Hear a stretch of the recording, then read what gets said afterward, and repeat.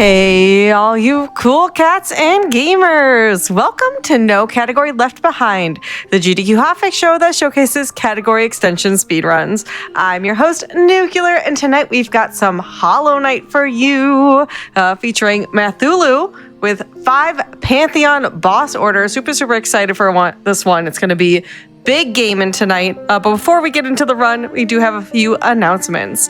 AGDQ 2023 Online is coming up this weekend, January 8th to the 15th. Go to gamesdonequick.com for more information. Also, if you want to follow what Games Done Quick is up to, use command links in Twitch chat for all things GDQ. And as a reminder, your subs, Prime Gaming subs, gift subs, and bits cheered on the GDQ Twitch channel help support Games Done Quick with AGDQ 2023 costs, including hotel cancellation costs. Please consider subscribing to help support Games Done Quick. And with that, I'll go ahead and pass things over to Mathulu to get us started on the run. Take it away. Alrighty, thank you so much, Nukes. I appreciate the intro, and welcome on in, everybody, to No Category Left Behind. We are going to be running one of Hollow Knight's most absurd categories in my mind, and one of my favorites tonight, Pantheon 5 Boss Order. It's a run that does every boss in the game in the order they appear in Pantheon 5, and we'll be telling you a lot more about that. I'm here with my co-commentator, Quacksilver, if you want to introduce yourself. Hello, friends. I am Quacksilver, the terrible mind behind this category. And I'm so excited to see P5 Boss Order getting showcased like this and absolutely destroyed by math. It's going to be a good time. Yes, indeed. All right, so I'm just about ready to start the run. So I will do a countdown to starting here. We're going to get going in about 3, 2, 1, go. Alrighty. So those of you who are familiar with Hollow Knight, obviously quite a popular indie game. If you haven't played it, I highly recommend that you do. You jump into it and you experience it in its full glory. That means as few spoilers as possible. But if you are familiar with it, you may know that there are quite a lot of different bosses, and there is a particular boss rush mode at the end of the game known as Pantheon 5, where you fight every boss in a row. That provides us with a bit of an order to do the game in, the closest thing we could get. We tried to do alphabetical boss order, but unfortunately it doesn't quite work. So instead, here we are taking what I like to call dev-intended order through the game, and you'll see as we go that it is probably anything but. This is a category that will involve a lot of ridiculous routing, a lot of backtracking to places we've already been, a lot of having to do skips to access bosses out of order. It's actually kind of amazing. It's definitely one of my favorite categories in this game, and it is a pleasure to be able to showcase it here today. Yes, that it is even possible at all to beat all of the bosses in the game in this order is kind of miraculous. We're going to be stretching some definitions for things here. So if you're familiar with Pantheon 5, as Mathulu already alluded to, full game spoilers ahead. Welcome to speedrunning. In Godhome, there are several souped-up versions, more powerful versions of bosses than you fight in the overworld. The whole conceit of this speedrun is that we're not going to be visiting the DLC area, so we ignore the souped-up versions of bosses, which means this speedrun will end with Math getting the regular true ending and finishing with Hollow Knight and Radiance instead of Absolute Radiance, because otherwise we would simply have to do all of Godhome after it. We also only care about defeating the bosses entirely, which is going to come up very quickly here, and we also only care about the first instance of a boss in the order. So there are some mini-bosses that appear multiple times in the game, and we only care about the first one that Math kills is in the appropriate place in the order. After that, it's open season. Yes, so in particular, that means we can't kill any mini-bosses before they would appear in the order either, even if they're not sort of the most prominent member. That matters in basically one instance, but it gives us a little bit of flexibility as well with some of the routing later on. Yeah, so let's dive into the order, which right away presents a comedy. The first boss in Pantheon 5 is the Vengefly King, which presents a bit of a challenge because the first boss most runners are expected to encounter in Hollow Knight is False Knight. who Math is rapidly approaching up here, just detouring to get a little bit of geo, which is this game's currency, in order to open up a stag station, which is the sort of fast travel waypoint system that we will be making very heavy use of in this run. Fortunately, in the False Knight fight, the devs have actually given us a bit of a saving grace here. There is a dev-intended early exit to the fight that allows us to fight False Knight, but not kill him, thereby allowing us a way to get out of this first area of the game without violating the Pantheon 5 boss order right away.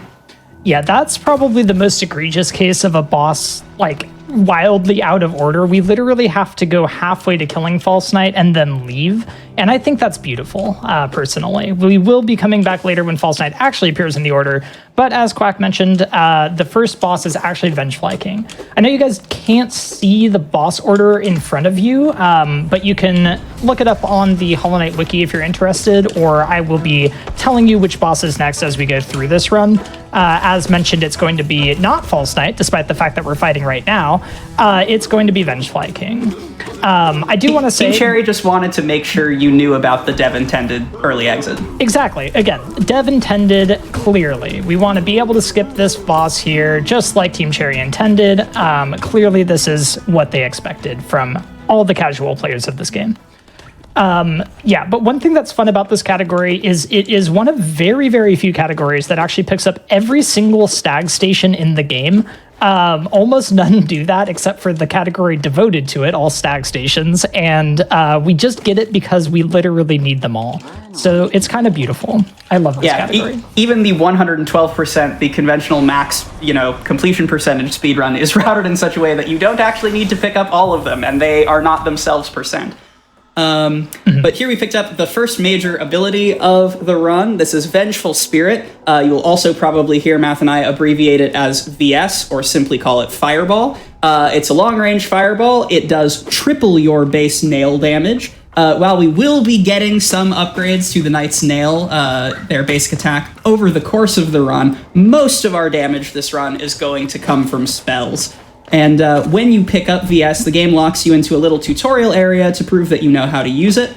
At the back of this ancestral mound, there is an enemy called the Elder Balder, which can only be killed with Vengeful Spirit. The Knight can hold 3 casts of VS, and the Elder Balder takes 4 VSs to kill, so we need to rely on a 50-50 RNG chance here.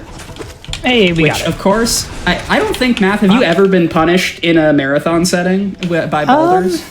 I don't think so, actually. I think in marathons, I've had pretty decent luck with this Balder RNG. I've been extraordinarily punished outside of marathon settings, as I don't know if I still do, but I held the record for the worst combined spit RNG. There's another Balder we have to fight in a second. Between the two of them, it took 26 spits to get the 2 Balders to spit out. 50-50 chance every single time. So, I'm glad that we are probably not on course for that here tonight. Hopefully. If anyone wants to grind for the world's worst world record, how many times in a row can you fail a 50-50? Those are the bounds of this challenge. Math also picked up Charm. They are equipable upgrades in this game, very similar to badges in Paper Mario, if you're old and withered in gaming terms like me. We have a certain number of charm notches. You start out with 3. Math will be picking up a couple more over the run. The charm he picked up, Soul Catcher, just increases the amount of soul the Knight gains when he strikes enemies with his nail very slightly. Yep, and we don't actually have it for very long, but it's so close to the route that we're taking that it's worth it to grab. We will spend quite a while before we get what is speedrunner's favorite charm, which is Shaman's Stone. But we'll be seeing that a bit later in the run. This category is no exception to having spell damage as our primary damage, so a lot of what we get is going to be focused around being able to cast more spells and increasing our spell damage where possible. Yep. And if Ancestral Mound was the dev-intended tutorial for VS, Green Path is the speedrunner tutorial for VS because it teaches you how to do that trick right there. That is a fireball skip. When you cast fireball in midair, it stalls the Knight's air momentum and knocks it back very slightly, so we can use that to skip up otherwise inaccessible ledges. This saves multiple minutes over going around green path in the intended fashion. Yep, and there's another one here. We'll just go around. There's another one there that saves far less, just a few seconds, actually, if you get it first try. But it is a little bit tighter. I will say these are probably the tricks that people get caught up on the most when you're first learning the run. There are backups to both of them that are much easier and save really just about the same amount of time if you're a beginner. So I would definitely recommend, if you're picking up this run, don't focus too much on the fireball skips until you start to bring that time down a little bit, unless you just really like the look of them and want to get some in. They are pretty. Yeah, we will have one that's actually effectively required for this run soon. That's a bit of a spoiler, but we'll be seeing it soon enough. Which is just how you know that fireball skips were dev intended. Exactly. Once again, this is obviously the dev intended order, so everything I do in this run has to have been Everything intended. Math does is fully canonical. So this is our actual first boss, and oh, there he goes. That's the Vengefly King. Not much of a fight. There's just a quick nail fireball rotation.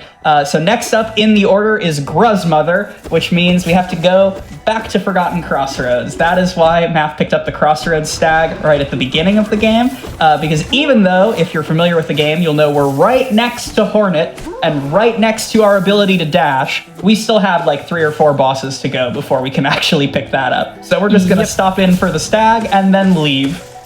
Yep, those familiar with P5 may know that the second boss is not, in fact, Hornet, it is Gruzmother, and that is where we are going to go next. So there's going to be a lot of this where we're right next to where we kind of need to be for a boss, and we have to actually basically leave and come back significantly later. And this is why we need so many stags, is because we have to keep backtracking. And if that's not dev intended, I don't know what is. All right, so we're coming back to Crossroads to go and get Gruzmother, and then only after that can we finally go and actually fight False Knight, the boss that we left at the very beginning of the game. So yeah, this is a good time. Yeah, so Gruzmother, much like Vengefly King, has a very consistent quick kill rotation. Math is going to lead with 3 nail fireball combos into 6 more nail swings, and Gruzmother will pop. Or Gruzmother will be a bit of a bully and then pop. Yeah. So fun fact about this category as well, we don't actually need anything past Gruzmother, so I'm just getting that GO for safety and then quitting out immediately. We don't actually have to wait for Gruzmother to literally pop and have all of the little Gruzzers spawn. We can just leave. There's quite a lot of this in this category where we're going to kill a boss and immediately quit out. You'll see it from time to time. Mostly it's going to be at bosses where we're sort of at the end of an area or well out of our way from where we want to be. But there's a handful of times that you'll see it for even where we're kind of in the vicinity, like with Gruzmother, because we don't want to sit around for the entire death animation, which is quite slow. Yeah. And that's unique behavior to this run, because the only thing this run cares about is credit for defeating the boss, and a lot of bosses will guard charms or other upgrades that, for instance, if you were running 112%, you would need to collect. But here, we don't. So it's just kill the boss and leave. So this is False Knight. You remember him from before, I imagine. Now we've come back with a fireball, so he is much more manageable, I suppose. We just need to do 3 quick phases of popping his armor and then wailing on his head, and eventually the False Knight will break the floor and allow us to finish him off. Yep, and this is, this is actually the purpose of this dev-intended shortcut, so you may notice that it's been reinforced here. We can't actually escape again. Very few categories are we able to show that little bit off, but the devs added that shortcut in mostly because they wanted the ability for players to go and pick up this fireball, which, as you can see, actually makes the fight significantly easier if you know how to use it. Of course, that tends to be a big if when you're first playing through the game. Fireball is a little bit unintuitive in how good it is. 3 times your nail damage turns out to be quite useful. Yeah. So right away, you see this save quit. Something that we didn't talk about is whatever bench you last sat at, or there are a couple of locations in the game that will set an auto hard save. When you save and quit, that is where you will wake up. So Math will abuse that several times throughout the run. Notably, benching near a stag gives you functional access to basically any stag in the game that you have unlocked. And so we're heading back to Green Path, because the next boss in our order is Massive Moss Charger. Yep, still not time for Hornet, sadly. So we're actually going to be taking a little bit of a detour all the way down to the very bottom of Green Path, which is where Massive Moss Charger is located. Now, those of you who have played the game might actually kind of forget something about Massive Moss Charger, which is that the game expects you to have dash when you go and fight him. So you'll see where I've alluded to just a couple minutes ago, fireball skips being clearly dev intended, we are actually going to use one to get to Massive Moss Charger. And it is necessary to do for this run unless you want to do a shade skip, which ends up being quite slow. So hopefully we make it the first try, otherwise I'll have to farm a bit of soul and do the skip again. Yeah, and it is one of several curiosities that Massive Moss Charger is before Hornet in the Pantheon 5 boss order. That is definitely not the weirdest ordering we're going to see. So Massive Moss Charger is also very, very quick to beat up, so I'm going to take a moment because Chad has been asking about the history lesson behind this category. Oh, we good? We are not. You can do it with two, but not with one, so I'll go and farm a bit of soul. Great. So while we do that, this category is a fever dream inspired by the fact that due to, I should say for context, I'm a big fan of alphabetical boss order in runs, and I think especially like forced order runs, like in Super Metroid, for instance. There is a Club Nintendo run where you simply get all of the pickups that one issue of Club Nintendo magazine tells you to get in the order they tell you to get it. We had that on the show in the past, actually. It's a great category. Oh, it's so cool. And so, unfortunately, because of the way certain locks in Hollow Knight work, it's impossible to do an alphabetical boss order run. A good example of that is... for instance, what do we have? False Knight and Failed Champion, one of which requires the other to access, are in the wrong order alphabetically, and there's simply no way around that. Yeah, I think my favorite is Absolute Radiance, is quite literally the first boss in alphabetical boss order. Reverse alphabetical also fails, unfortunately, but yeah, anyway. Continue. Yes. So we were looking for a terrible like meme order to play through the game in. And specifically, there's a community of meme runners in Hollow Knight that have been responsible for engineering a lot of interesting and offbeat things. And I think this is the longest meme category. Certainly that's on SRC, because obviously there's stuff like low percent true ending and stuff that is content, but it is designed to be a very long fever dream, and I love it for that. Mm-hmm. Yeah, it is beautiful, is what it is. Yeah, and shout outs to Club Nintendo. I'm so glad that's been on that show, and so on this show, so that there's context for that. It's great, and there's a Nintendo Power Percent too, which is not the same as many people think that they're the same thing. They're actually different, very different runs. Interesting. So what's the difference? Also did have Nintendo Power Percent? I have to look exactly. I just know that like the Nintendo Power route is quite different. I don't know them off the top of my head to like say exactly right now, but I know that they lead you a bit different ways. I know that watching the Club Nintendo one, it took you some weird directions for sure.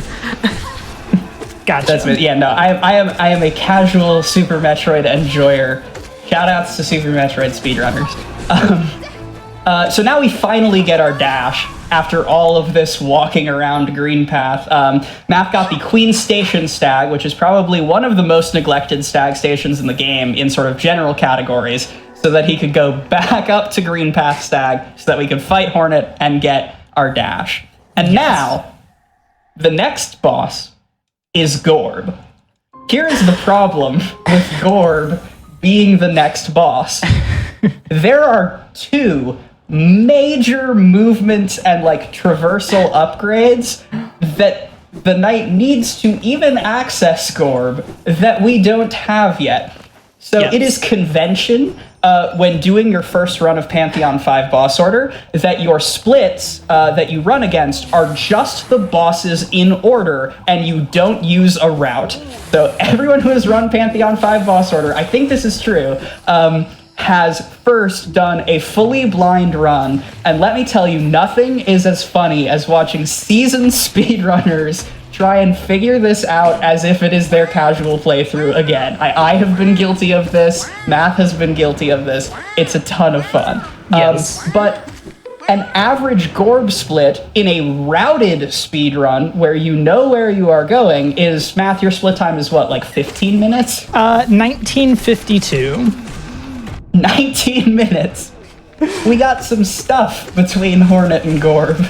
Yep, and to be clear, not all of that stuff is strictly speaking necessary to fight Gorb. However, it is actually the best time to do it. So obviously you think, okay, we've killed Hornet, we need to go to Gorb. The things that we need to do that are the next major movement ability, Mantis Claw, which I'm going to get right now. Yeah, that all makes sense. And the Dream Nail, which is a relatively normal thing to be getting and not that hard to get. So of course where I'm going to go after I pick up Mantis Claw is to go save Bretta and then head into Deep Nest to save Zote. And of course, you know, that takes a little bit of time. So we'll go on a bit of a detour here and enjoy the sights as we work our way back to Gorb. Yeah, I do have a good question from chat asking what makes something quote unquote dev intended. So to be emphatically clear, as Math does a great example of speed tech that has actively been patched out in various iterations by the devs, the Hollow Knight devs are intensely creative, wonderful people, largely unconcerned with the speedrun of this game. So when we say things are dev intended, we're mostly joking around. Yeah. And it is through sheer luck that this patchwork route is able to happen. That trick that Mathuli did up there was an explosion pogo, which actually they took the ability to literally pogo the explosions out in this patch of the game that Pantheon 5 boss order is run on, but there's a backup where you pogo the explosive. Yes, exactly. Yeah, so we call that particular variant Comfy Pogo, and it is what you have to do on the latest patch of the game. One thing that I haven't really mentioned, if you're at all familiar with Hollow Knight speedrunning, is that I'm actually running on the latest patch right now. This category is locked to patches after 1.4. Well, I guess suppose technically 1.3, but Hive Knight didn't exist in the most common speedrun patch for this game, which is patch 1221. Since Hive Knight is one of the bosses we have to fight, you actually have to run this on latest patch. So yeah, we have to do some of the latest patch only tech as part of this run, and it's a good time. Yeah, and also, yes, as Math alluded to earlier, we're detouring here for a little bit of a story progression. One of the last bosses in the order is our dear pal Grey Prince Zote. And I'm here on this show now to spread the apparently hot take, alongside Math, who I think will back me up on this, that Grey Prince Zote is one of the best bosses in this or any other video game. Absolutely. And so it is with deep honor and reverence that we have to jump through all of these hoops in order to make the Grey Prince Zote fight even accessible. You need to save Bretta, save Zote a couple of times. You need to beat up Zote later. The reason Math is saving Zote here, we're going to go into Deep Nest in a second, is we want Zote in Colosseum as early as possible, so that way when the route order takes us to the Colosseum, Zote will already be there. Yes, exactly. So because we need to do, you'll see pretty quickly, we need to do Colosseum very early, relatively speaking, and Zote extremely late. So it's very easy to forget that you need to have Zote saved before you can face Zote in the Colosseum.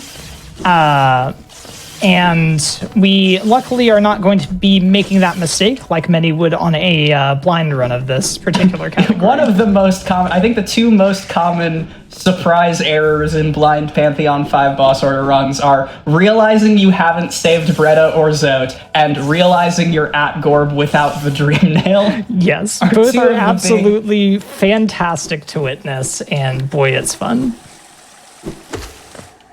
So I'm seeing it in chat, the Pantheon. So if you are doing Godhome ending, which is the speedrun that actually does go into Godhome and finish the game that way, it is possible to simply leave Grey Prince Zote out of Godhome. If you, for instance, leave Zote to die right away, which is a thing the game lets you do if you're a bad person, then Grey Prince Zote simply won't show up in the Pantheons. However, for Pantheon 5 boss order, the rules of the category explicitly require that you must fight all of the bosses that you can in the overworld in Pantheon 5 order. So we are getting GPC, and because it's bosses you can find in the overworld, there are also some bosses that are exclusive to Godhome, like Absolute Radiance, but also like the Nail Masters. There was some talk early in the category about whether or not you needed to visit the Nail Masters at the appropriate points, but since they're not bosses, it felt kind of unnecessary to like, oh, we forced like maybe a couple seconds of extra movement. We decided it wasn't ultimately fun enough to include, so Nail Masters are not required here. It's just sort of category fiat. Yeah, and Math also there picked up his second spell, the Howling Wraiths ability, which is our up spell. Wraiths this early is also very uncommon in speedruns. It's kind of one of the last good times Math was in Green Path, so might as well. Exactly. So early Wraiths is something that is actually turns out to be extremely useful in this run, partly because Abyss Shriek is going to be one of our main sources of damage very, very late in the run. But you'll see just how late I'm talking. Literally over 2 hours into this run before I can pick up Abyss Shriek. So here we are 20 minutes in picking up Wraiths. Luckily, we do get a bit of use out of it before then. But, you know, it's kind of one of the more recent additions. Quite a lot of people don't pick up Wraiths when they play this category at all. Some people pick up Wraiths when they go by much, much later in the run, but at that point, you're missing out on all the fun Wraiths action. I miss this damage tank, and I'm kind of sad about it, but it's okay. That's okay. Still got a good cycle there. And you know, Dash Master. Yeah, Dash Master makes that easy. Also, just holding my breath here in case the Garpeeds decide to get a little bit frisky with your game's functionality. Yeah, my game has been crashing here, kind of at like a 33% rate in the past few days, so like I'm glad it didn't there. We're through. It's easy. Yeah, let's hope that, you know, remains. Taking a second to open up that particular wall for Nosk, who will be back for very, very late into this run. Yeah, but yeah, so as you can see, we're heading to Gorb. We're almost there. This is where Gorb is, right? Yeah. Nice jank geometry jump. You love to see it. That's one of the cutest pieces of little movement. So this is Zote. That's Zote over there. Technically, one of our first actions of this game was actually saving Zote because Vengefly King, who you'll recall was the very first boss in the order, had Zote in its jaws, and so that is the first time you save Zote. If you walk underneath that and leave the room and get Claw, I think, without coming back is the trigger. Maybe don't quote me on that, but very quickly after leaving it, Zote will die, and that is permanent for the file. They're actually mutually exclusive achievements for leaving Zote to die and for defeating Grey Prince Zote. But if you save Zote, he then proceeds to immediately get trapped again in this little spider arena that's no fun. And we're playing on Chinese language because it is the fastest. There are fewest characters and fastest text speed. And it's actually quite significant, especially at like shopkeeps. Like we probably save upwards of a minute over the course of this run. Like it's a lot of time. But if you were to play through on English and stop to talk to people, every time you save Zote, he just like basically chews you out for getting in between him and his kill. He's like a deeply, deeply unpleasant character, and that's why we take it upon ourselves to fight his buff version. Yes, indeed. GPZ is one of the most enjoyable boss fights in this game across many axes, if you ask me, but one of the best is that it is so satisfying to actually fight Zote in a fight that's not easy at all. Like, you have to beat a much harder version of the boy that you see across the world. But I think Zote has one of the most enjoyable story arcs in Hollow Knight. He's obviously a villain, but he's a fun one, and it's nice to actually be able to bring that storyline to fruition. Yeah. All right. So now at very, very close to the bottom of the map, we're going to climb up pretty much all the way to the top of Hallow Nest now. Not quite, but from almost as low as you can to almost as high as you can, we are at last on our way to Gorb. Yes, and we'll take, again, a little bit of time to get there, but we've picked up this handy little tram pass, which is going to be our route into the City of Tears. So, yeah. And I've got my coffee, which is good because this run is long. This Gorb split should be a little indication of that. Yeah, Gorb being one of, I think, at least three 10-plus minute splits. If you're just going with your splits are the bosses, it's at least 3, I think. Maybe more. There's some moving around you got to do.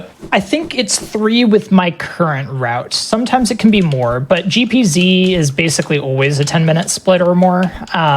Maybe slightly faster if you've done some stuff early. And then Oblobbles is guaranteed longer than 10 minutes, and Gorb is almost guaranteed longer than 10 as well. So, yeah, at least 3. I think those are the only ones, though. It's easy for God Tamer to be a 10-minute split, too, if you have trouble in Hollow 3. Yeah. So the reason, well, there's a lot of very complicated factors in this route. This early game route, like before Gorb, is actually, once we get to the point of routing Pantheon 5 boss order, probably one of the most contested areas of the route. In terms of like doing what exactly, like quest setup and that sort of thing in what order. Oh no. Math here is going into, did we get it? Oh no. One more. So we're trying to wraiths a big guy through the floor here. Dang it. Okay, gotta go around. Unfortunately, I can't seem to get the sound when you hit the knight through the floor. There's a little sound that normally plays, and I'll just grab this bench for safety real quick. Oh, yeah. That was dumb, because now he'll have full health, but it's okay. You can actually kill that lad through the floor if you use 5 casts of wraiths. I hit 4 of them, but I missed the 5th. Now we have to go into the arena and play it a little bit safe. The big husk does double damage, so you want to be a little bit careful. That's another advantage to sniping him through the floor, because it means you don't have to deal with the big sword. Nice intentional damage tank there. Get out of the double hit. So a large point of the macro routing here is it's all building to a very particular bench. Matt is going to sit at a bench in the center of City, and the reason for that is because after Gorb, the next 2 bosses on the order are Dung Defender and Soul Warrior, which are both very, are basically the bench is in between them. That's how I'm trying to say that. So this is a way of getting a lot of quest setup done and setting up for several of the next splits in the route. But it has the knock-on effect of making the split 15 minutes long or 20 minutes long. Yeah. Now, I think optimally this is something like 16 or 17 minutes, but it is a very, very long split. That cannot be denied. That's also a very useful shortcut that people may not discover casually, but breaking open that wall next to the elevator there to sort of link halves of Upper City is integral to a large number of speedruns. And that's our bench, City Toll bench. Yes, so now we cannot take another bench for about the next 5 or 6 minutes, which is kind of fun. But all the benches that were in between Deep Nest and here were optional benches. I could have taken them or left them. I took a couple just for safety. But now I don't have that luxury because the way the route shakes out, we actually need that bench there to quit back out to about 7 or 8 minutes from now. So yeah, it's a good time. No pressure. No one's ever been bullied by Gorb before. Absolutely not, no. So yeah, getting our, gosh, I've already lost count. Is this our 4th stag station? If you count Dirtmouth, I think it's actually number 5. Because we got Queens, Crossroads, and Green Path. And so with Dirtmouth, this is number 5. Yeah, so we're on our way. And Matt's going to be stagging out. Yep, and this is probably one of my favorite parts of the routing in this section. We are now going to go past where Grezmother was earlier and go and finally get Shaman Stone from Celebra, along with a couple of other things. So we're going to buy 1 extra charm, which we won't use at all, but we need it to buy the first charm notch that Celebra offers. That requires 5 total charms. You may have noticed I picked up another couple of charms earlier on, including Spore Shroom. So I'm going to be buying Steady Body here. It is the cheapest charm that Celebra offers, and then Shaman Stone, the one we actually want, along with this charm notch. This charm notch will end up being very useful as we need to have 5 notches later on in this run. And that's what we have now. And Math is also going to be, let's go, remembering to save Sly, who's a shopkeeper we need basically right away here. When you rescue Sly down below, he reappears at a shop up in Dirtmouth, and we are going to need him to get the Lumafly Lantern at some point because of the order of this run. So if you're familiar with, for instance, the any % speedrun of Hollow Knight, we also use the Lumafly Lantern to access Crystal Peak, 1A area of the game. There are 2 ways into that area, but because of the boss ordering, the Desolate Dive, which is locked behind a boss, actually can't be used because we need to get into Crystal Peak before then. Exactly. One more, kind of unfortunate fact about this route. Again, we were sitting at the City Storm's toll bench right next to where the Soul Master is, which is where we can pick up Dive. And we can't go get Dive. Instead, we have to leave, go fight Gorb, Dung Defender, Soul Warrior, Brooding Moloch, Zero, and go into Crystal Peaks for Crystal Guardian before we can finally come back. It's a fun time. Dev intended. It's a good run, I promise you all. So this is Dreamnail, finally. Remember 10 minutes ago when we were talking about how this is the split where we need Dreamnail? It's here. Yeah, There's a ton of story stuff. There is a ton of story stuff happening, which actually we do need to beat the game, so we are going to need to deal with the major completion points, the Dreamers here, which are why you get the Dreamnail in the first place. The Dreamnail also opens up access to 2 different classes of bosses. One is the Warrior Dreams, which are the floating spirits in the overworld, of which Gorb is the first of many that we will fight. And the second class of boss is Dream Bosses, which are souped up, more powerful versions of a couple of overworld bosses that the Knight fights. Specifically, the Dream Bosses being hard locked behind beating their base forms is why both alphabetical and reverse alphabetical boss order cannot work in this game, and so we run Pantheon 5 boss order instead. Yes, indeed.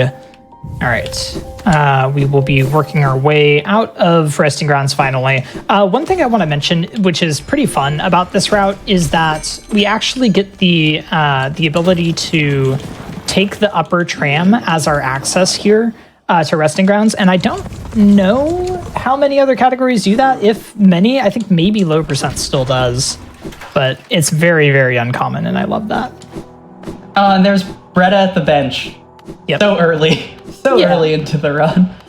I love that. That's the thing that I hope, one of the reasons I'm so excited to be spending some time here on No Category Left Behind in particular, is just there are truly so many different Hollow Knight runs, and the number has grown eerily in the past couple of years. HK Memes is one of the most populous extension pages on speedrun.com, and I am a huge fan of that.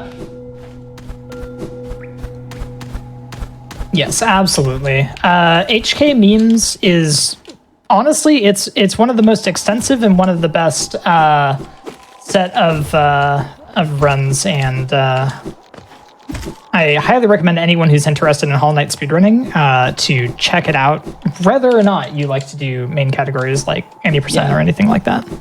Like, cards on the table, I got into speedrunning because of some Super Mario Odyssey extensions, like Talkatoo and that sort of thing. And so Hollow Knight being as resplendent with memes as it is a thing of beauty. Those are definitely my favorite ones. Odyssey is actually the inspiration for this show, so it's funny that you say that. That's the one that really got me into category extensions and finding the best meme categories, especially. Heck yeah, I'm glad. Yes. I'm earning all the points here. Let's go. So at long last, we have reached Gorb. We've finally gotten our chance to ascend, and let me tell you, it's been a journey. The split timer on this boy, it's 18:45 right now for those keeping track. So we are really taking our sweet time to defeat Gorb. Yeah, beautiful. And you also saw Math pick up Cyclone Slash beforehand. Like I mentioned earlier, Vanille Masters are not being included in the boss order, so you can just pick them up whenever. I believe Cyclone is the only nail art you're going to get. Is that correct, Math? Yes, that is correct. So yeah, that's the one and only nail master we'll see. They do have a presence in Godhome, but they're not bosses in the overworld. So just that quick saying hi. And the reason to get Cyclone Slash is a couple-fold. One of the big ones is, like you can see Math demonstrating right away, you can use it for several quick nail slashes in a row, obviously, which is useful primarily at low nail damage for gathering soul efficiently so that you can cast more spells, because spells are very good. You can also, by activating and then instantly releasing a Cyclone input, you can fast fall, which lets you get some comfy movement in a couple of rooms that are more vertically oriented. Math is also doing a bit of a cutscene skip here. By wiggling a Cyclone Slash as you activate the Grim Lantern, you can leave the room without getting locked in place. Because remember Grimchild, the other major quest boss? We should probably get started on that too, huh? Yes, indeed. And finally, we are going to be able to save and quit here back to our Sanctum Toll bench. So we are going to be well on our way. But yeah, Cyclone works for a number of things. It helps with damage, it helps with falling quickly, and it also helps get that particular cutscene skip, which almost makes up for it on its own. That's about a 15-second cutscene, I think. If you... Oh, I didn't put on Shaman, did I?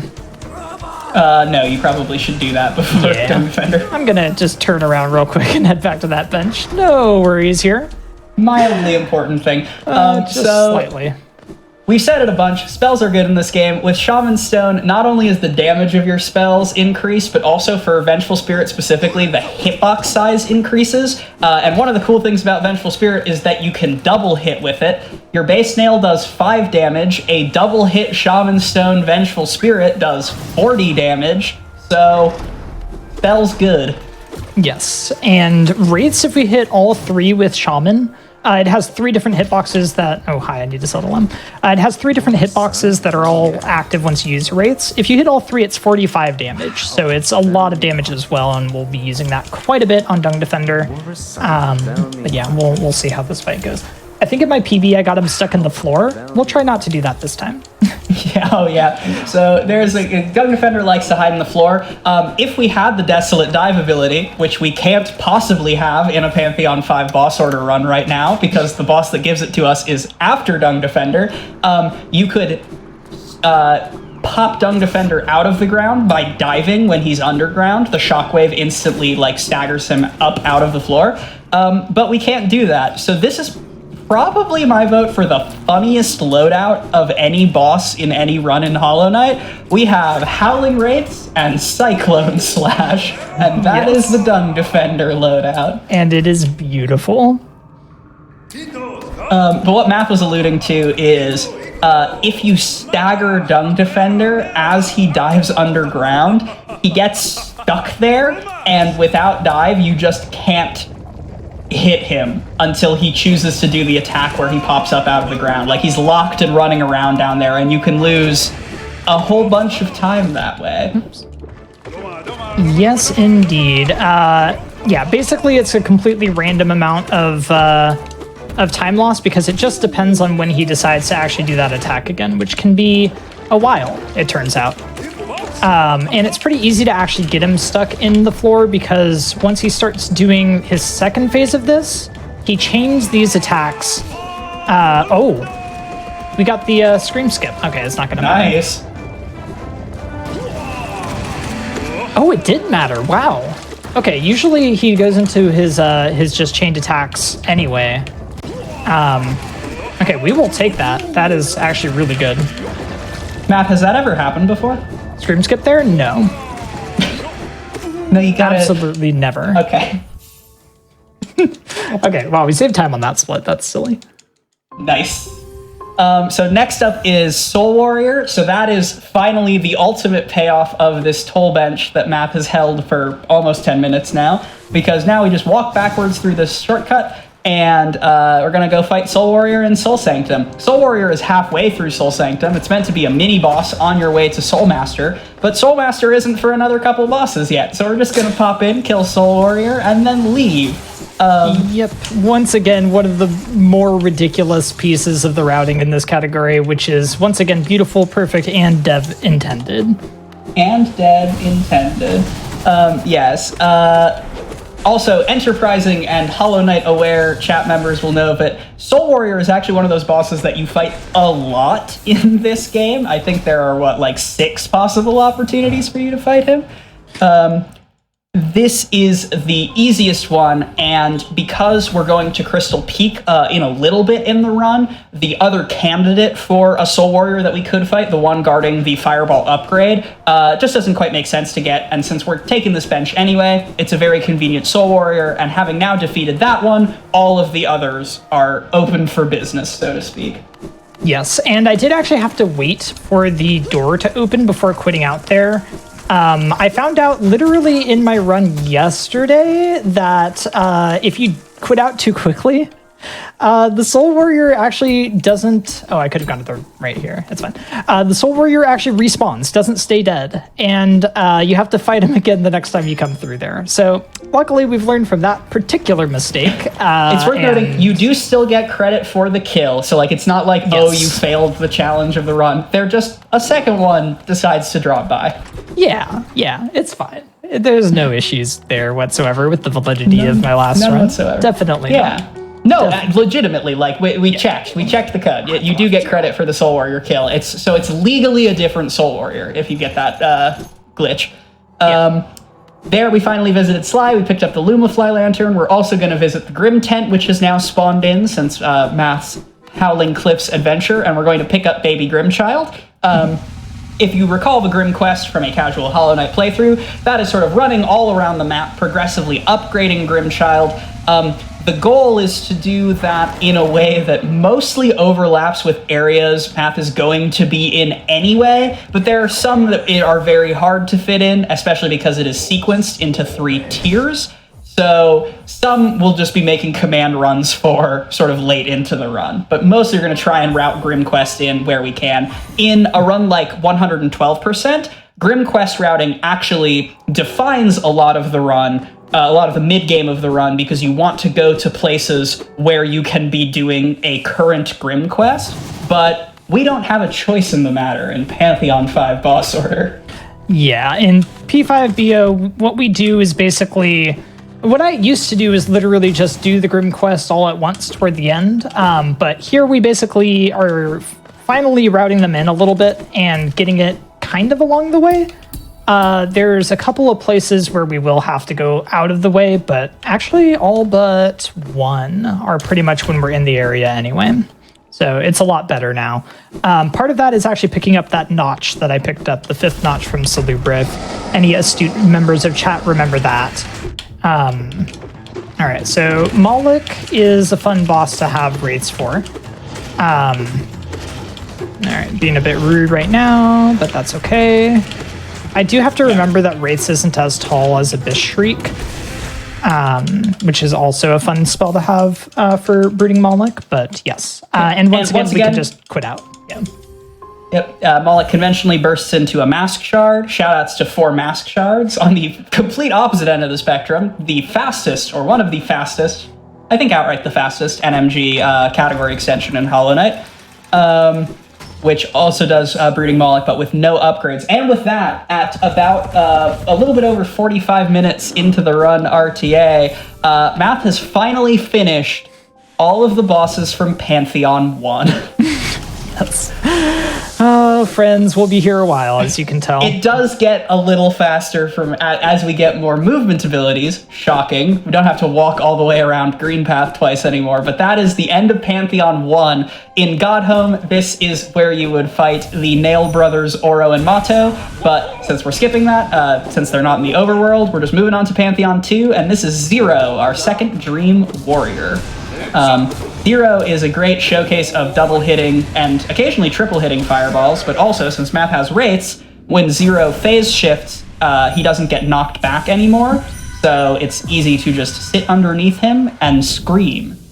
Yep, that is another fight where Wraiths is helpful. Sometimes Zero can be a little bit rude when you're trying to get double hits and not really behave. It's easier when you have Shade Soul, but with Vengeful Spirit it can be hit or miss, but there it was pretty reasonable. All right, so next up on the list is actually the Crystal Guardian. So we're finally going to get a chance to head into Crystal Peak, where we can pick up Crystal Heart finally, and that will be a bit of a blessing. But yeah, and this is why, for the record, we need Lantern in this route, because Crystal Guardian, who is in the middle of Crystal Peak, perhaps unsurprisingly, is right now, and Soulmaster is immediately after him. So, yes. So, again, let the record reflect, 100% canonical, dev intended, Lantern access for Peaks.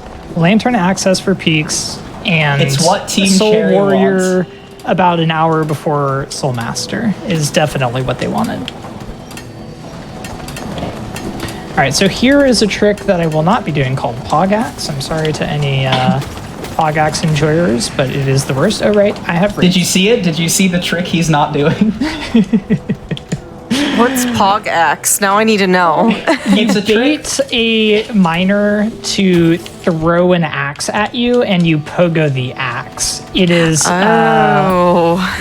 It's painful. Like a couple seconds of time save if you get it, and like deeply embarrassing because all of a sudden you're an impromptu accomplice to the world's worst juggling show for like a while if you miss it. Yeah. Anyway, this is Crystal Guardian. Yes, we're finally at Crystal Guardian. It's a fun time. Once again, Wraith's pretty useful on this lad. It's a fight that's not too bad once you have a couple spells. This is actually kind of fun. You can dream nail Crystal Guardian before he wakes up and have a little bit better of a time with things, but it's a little bit. I swear it's impossible to not take damage to this. It's a little bit tricky at times to do it because. He will wake up as soon as he uses a single spell, and it can be a bit slow to get all those dream nails off, so instead I just woke him up immediately and fought him. Yeah, and there Math picked up a key. That is the Shopkeeper's key. We're going to use that key to be able to access another key in order to be able to access an actual upgrade. We're going to take that key back to Sly. Yeah, Math, dive is next. We're working on it. We're getting there. We're getting there. The joys of this category.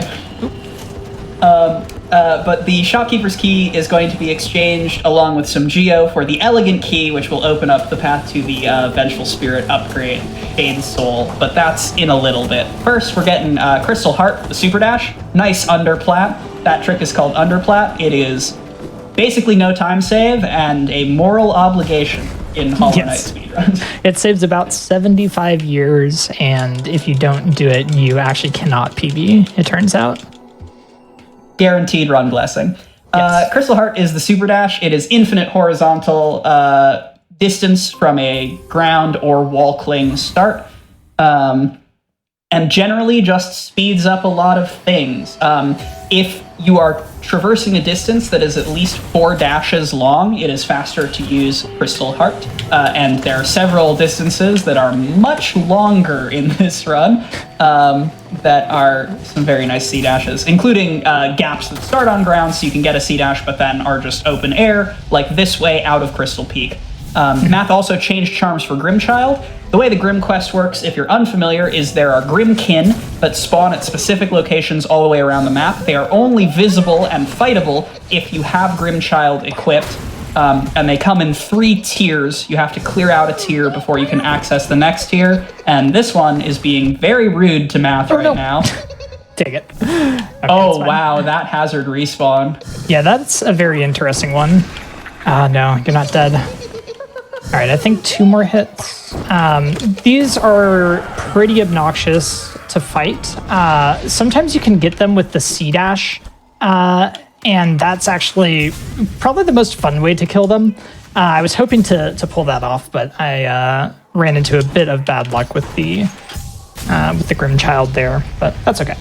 Anyway, so that's actually how we're getting out of Crystal Peak, and I'm going to head down here back to Sly's shop and finally use that shop key we picked up earlier to trade it for the Elegant Key, as Quack was saying earlier.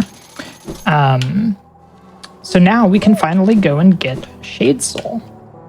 Yeah, and Shade Soul, the Soul Warrior, you fight a second Soul Warrior, who the community has nicknamed Norman. You fight a second Soul Warrior. Because we've already beaten Soul Warrior in the order, it's fine to do that. And because this Soul Warrior is positioned so close to Soul Sanctum, we pick up Shade Soul on the way to picking up Dive, since Soul Master is our next boss. There's also one more Grimkin to fight off here. When it's in the wall, it's the worst because we don't actually... Oh, no.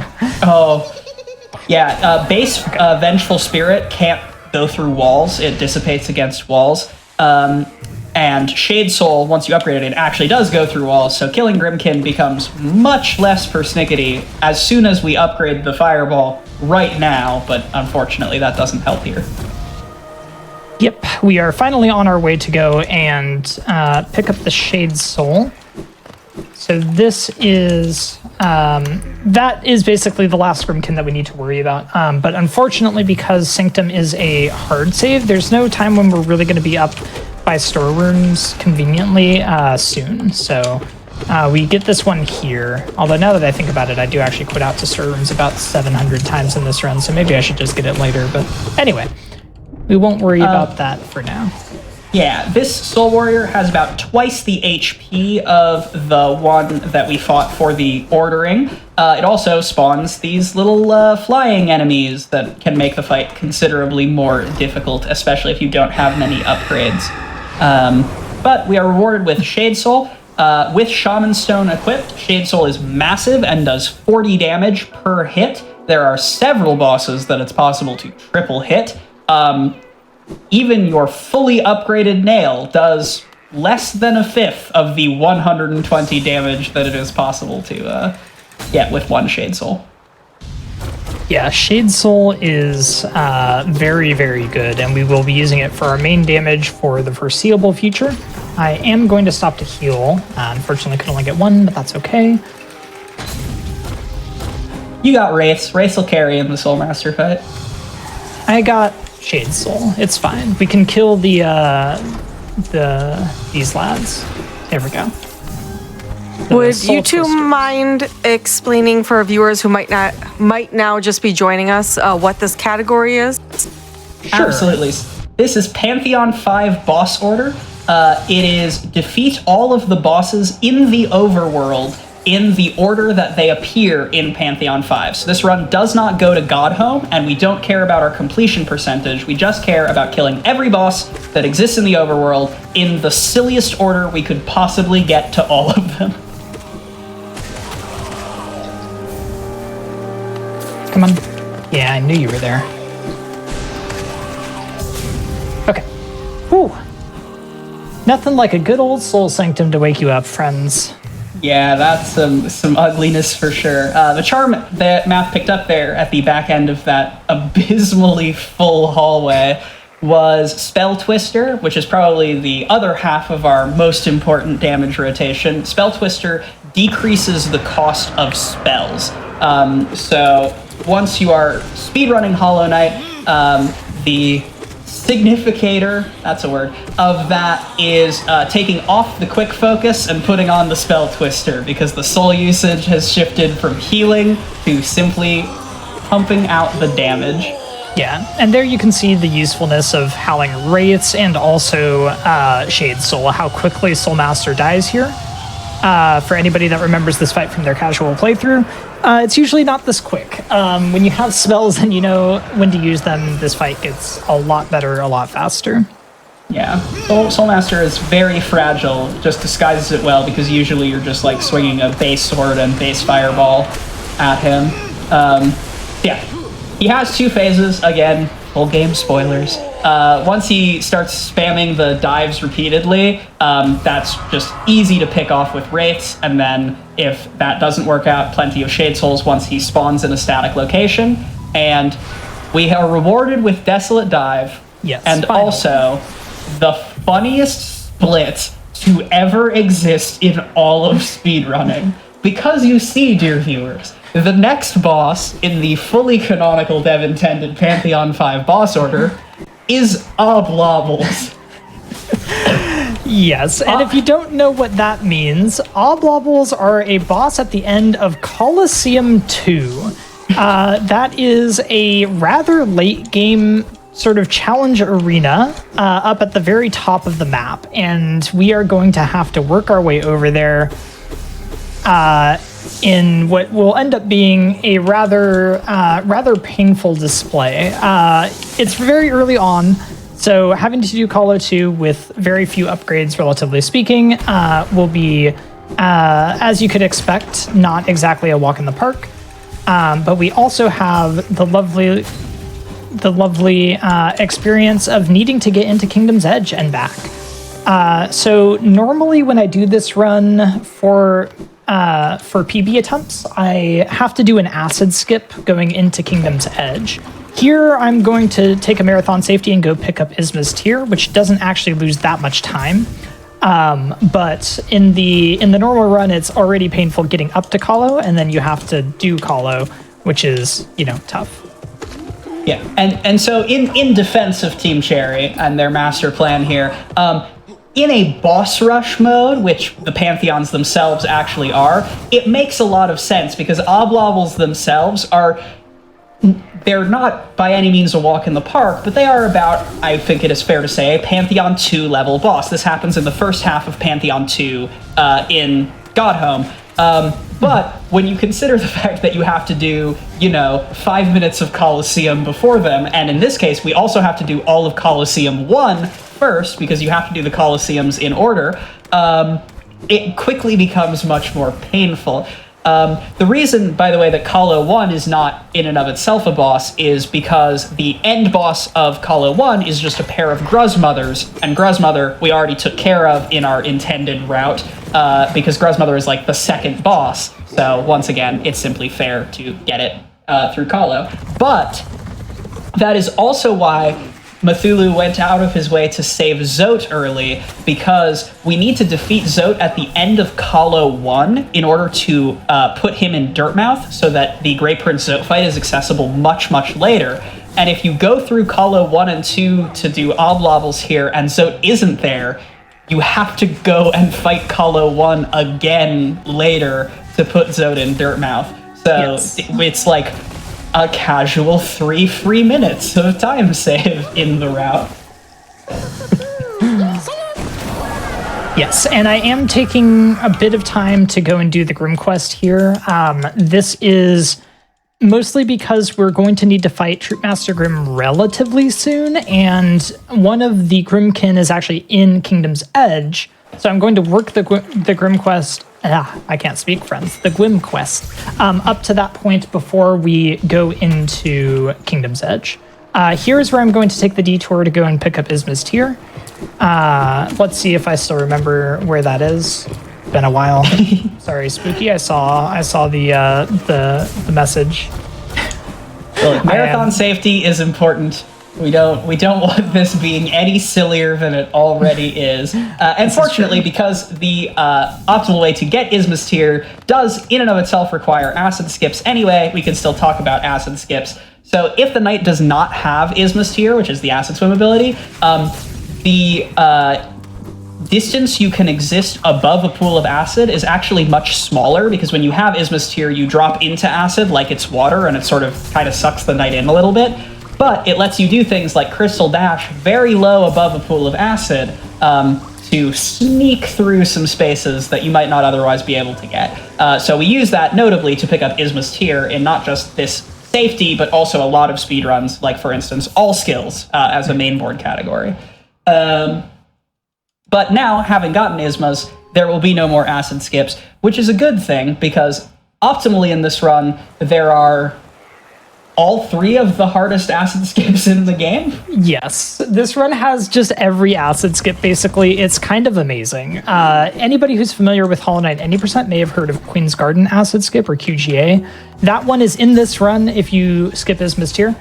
There's also the Kingdom's Edge acid skip, which has to be done 2 different ways. I mean, you could do it the same way twice, but the hard way twice, or you could do it once the hard way and once the easy way. That is also one of the hardest acid skips in the game. And then it also features a 3rd one, which is the Love Key skip, which is a way to get Love Key, which is needed to fight the Collector. That is not the hardest acid skip, but it is probably close to number 3 on the list. The Isma's acid skips are not too bad, I think. Yeah, and we'll call out these acid skips that Math has declined for Marathon's sake as they come up. The first one, the Kingdom's Edge acid skip, or the ACN skip, after the category it was originally labbed out for. Another excellent choice Hollow Knight meme category, all charm notches. That is actually how Math and I became entangled in Hollow Knight. Yes, indeed. And actually, we featured that on this channel as well in a previous that is true. Matt ran this for One and Done-a-thon, ran all charm notches. So plug. Yes. But check out that recording then. Oh no. I missed the C-dash quack. I'm screwed. Well, it's fine. So this is that moment. Math is going to quickly kill the Grimkin that is out in Kingdom's Edge. This is actually very similar looking to all charm notches in terms of conceit. Kill the Grimkin and then do the acid skip and then go to Kalos. But so this Grimkin is tier 2, which is why Math upgraded Grimchild beforehand, because if Math did not do the Grimchild upgrade, it wouldn't spawn.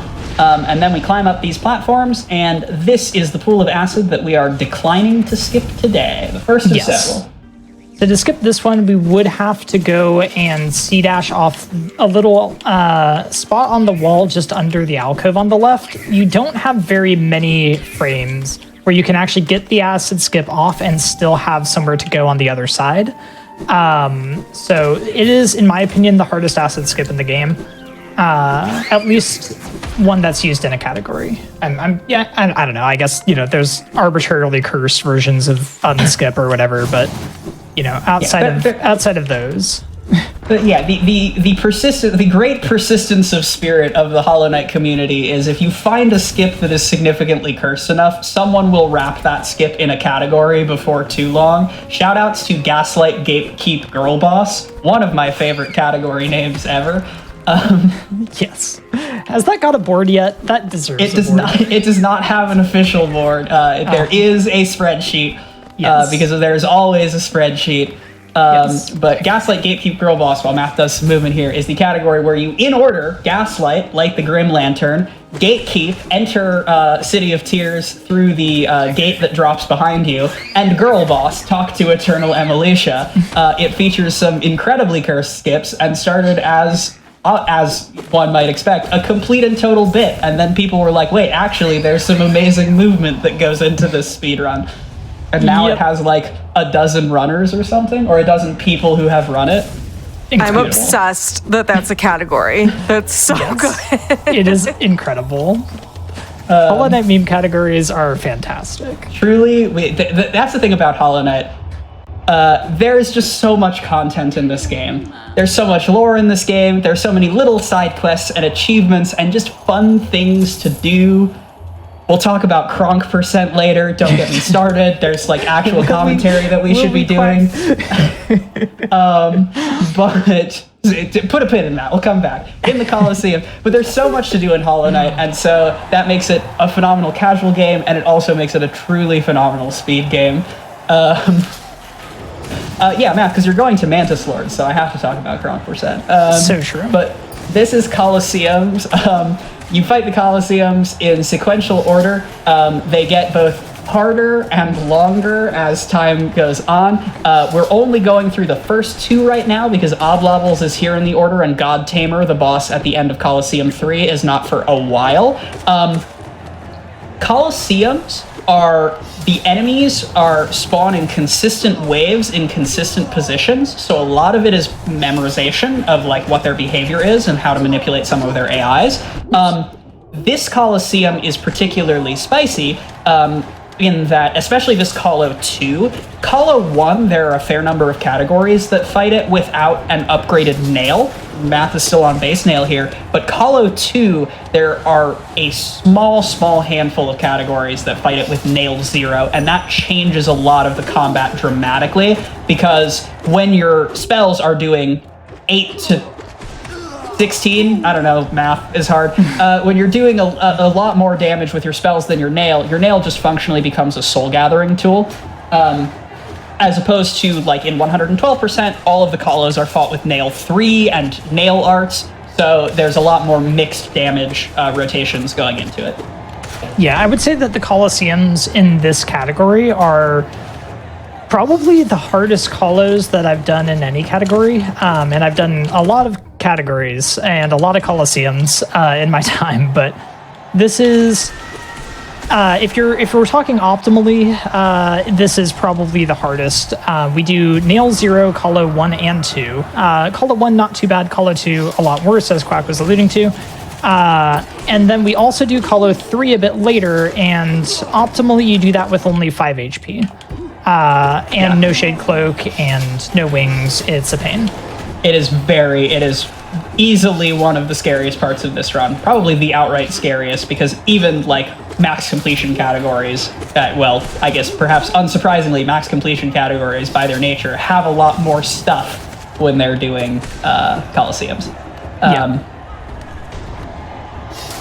So we are coming up here on the end of Colo 1. You saw also there was a Vengefly King at the midway point of Colosseum 1, and there will be 2 Gruzmothers as the boss at the end, which means that, as a fun fact, it is possible, if you really hated yourself, to do Colosseum 1 as the first 2 bosses in Pantheon 5 boss order. You would have to make it to Colosseum you could get Vengeful Spirit by skipping False Knight like we do. Then you would have to pick up Claw without picking up Dash. No, but you can't, Quack, because GPZ.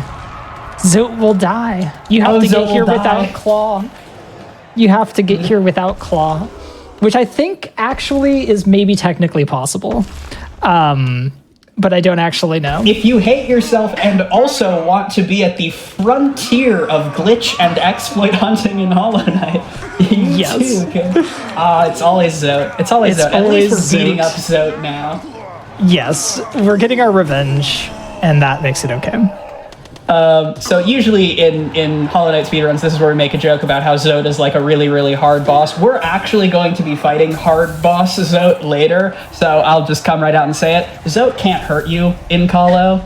If he pokes you with his little sword, it doesn't do anything. He just bounces off, and it's really funny. And also, it's very fun to beat him up. It's good catharsis at around the not quite the midway point of this run. Yeah. The Zote kill here is always a good bit of fun, and it's helped by the fact that the reward for Colosseum 1 is actually another Charm Notch, which gives you a full heal going into Colo 2. We don't get that luxury. God, how much health do these guys have? We don't get that luxury from 2 to 3, but in this category, we don't have to do Colo 3 right away.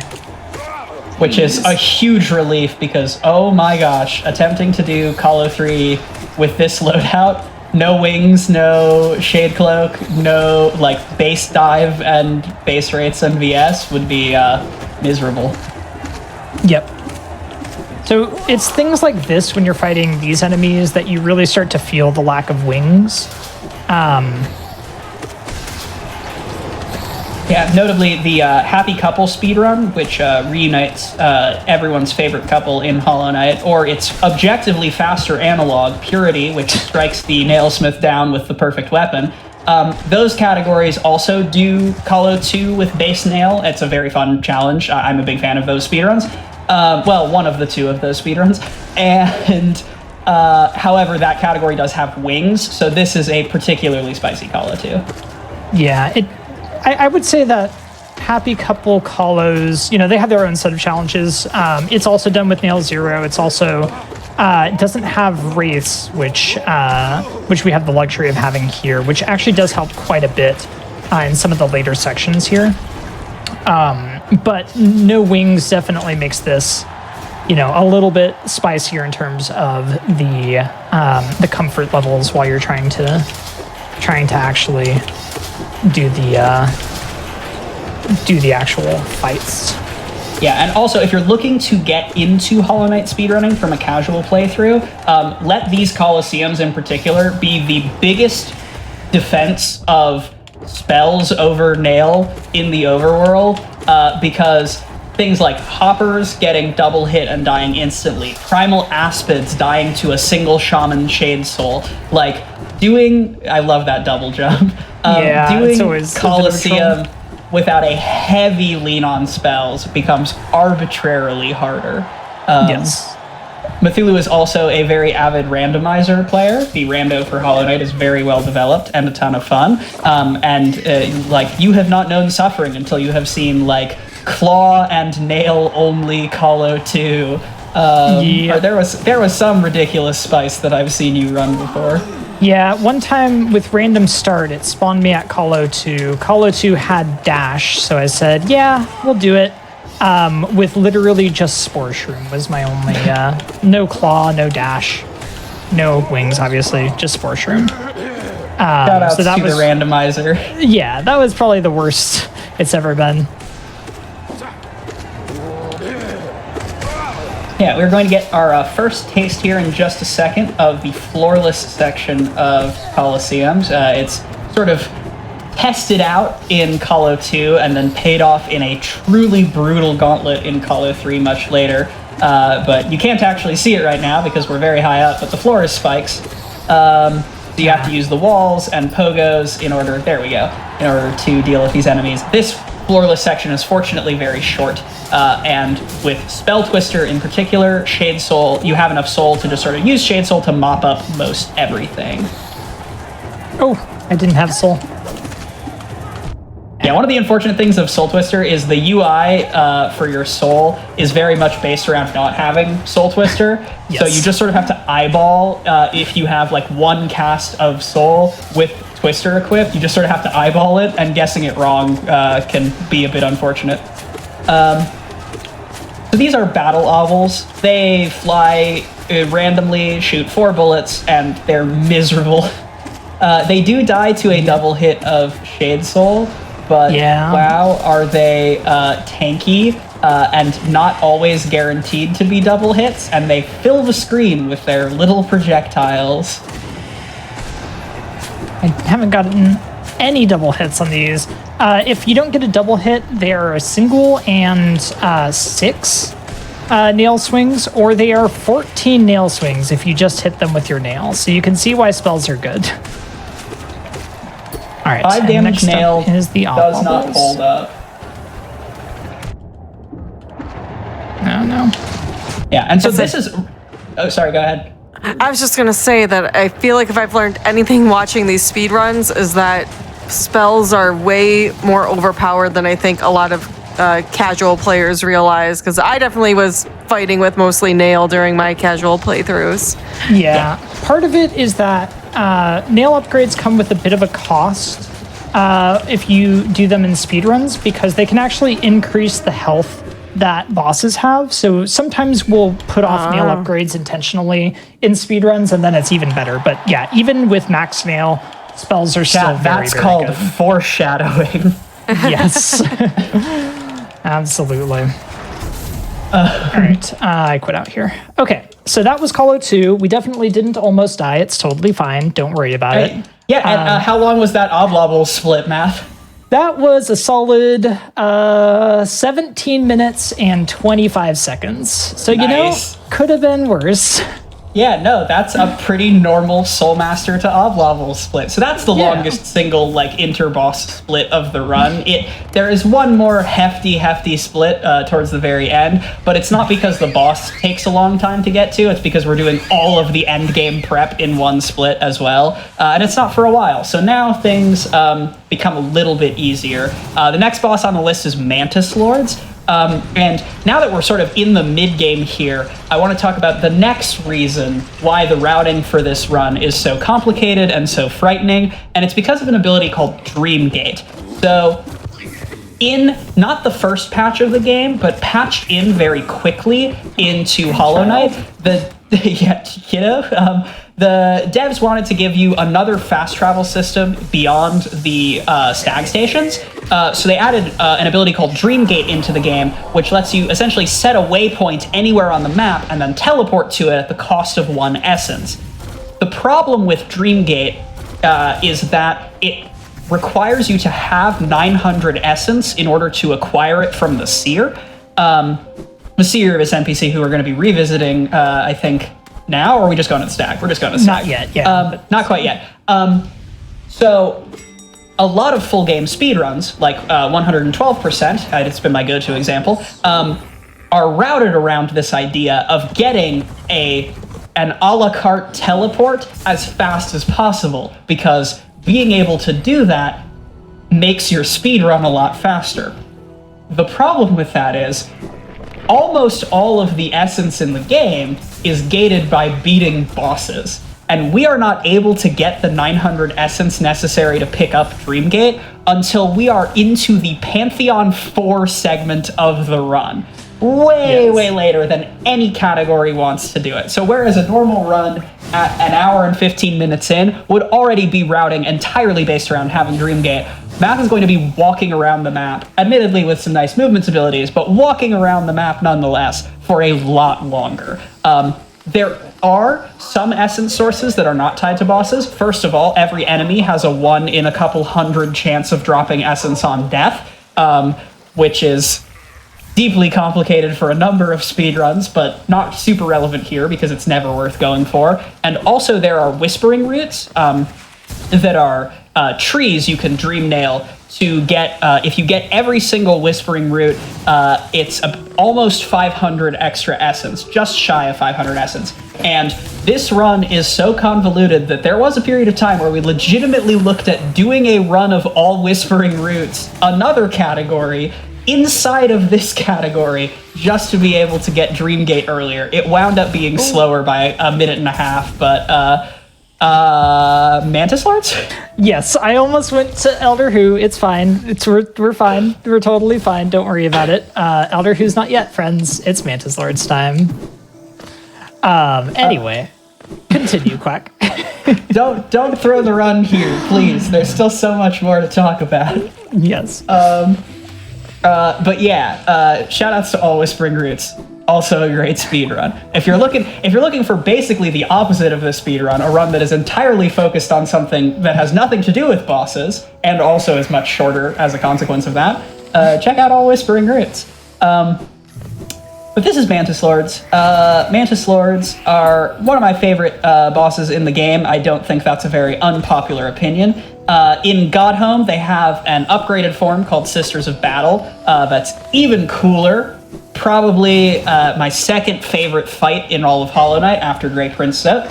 But my thing with Mantis Lords is that I keep trying to route them in earlier than they belong in various categories, and keep getting rebuffed by, for instance, Cthulhu. So I'm very grateful that their order is set in this speedrun.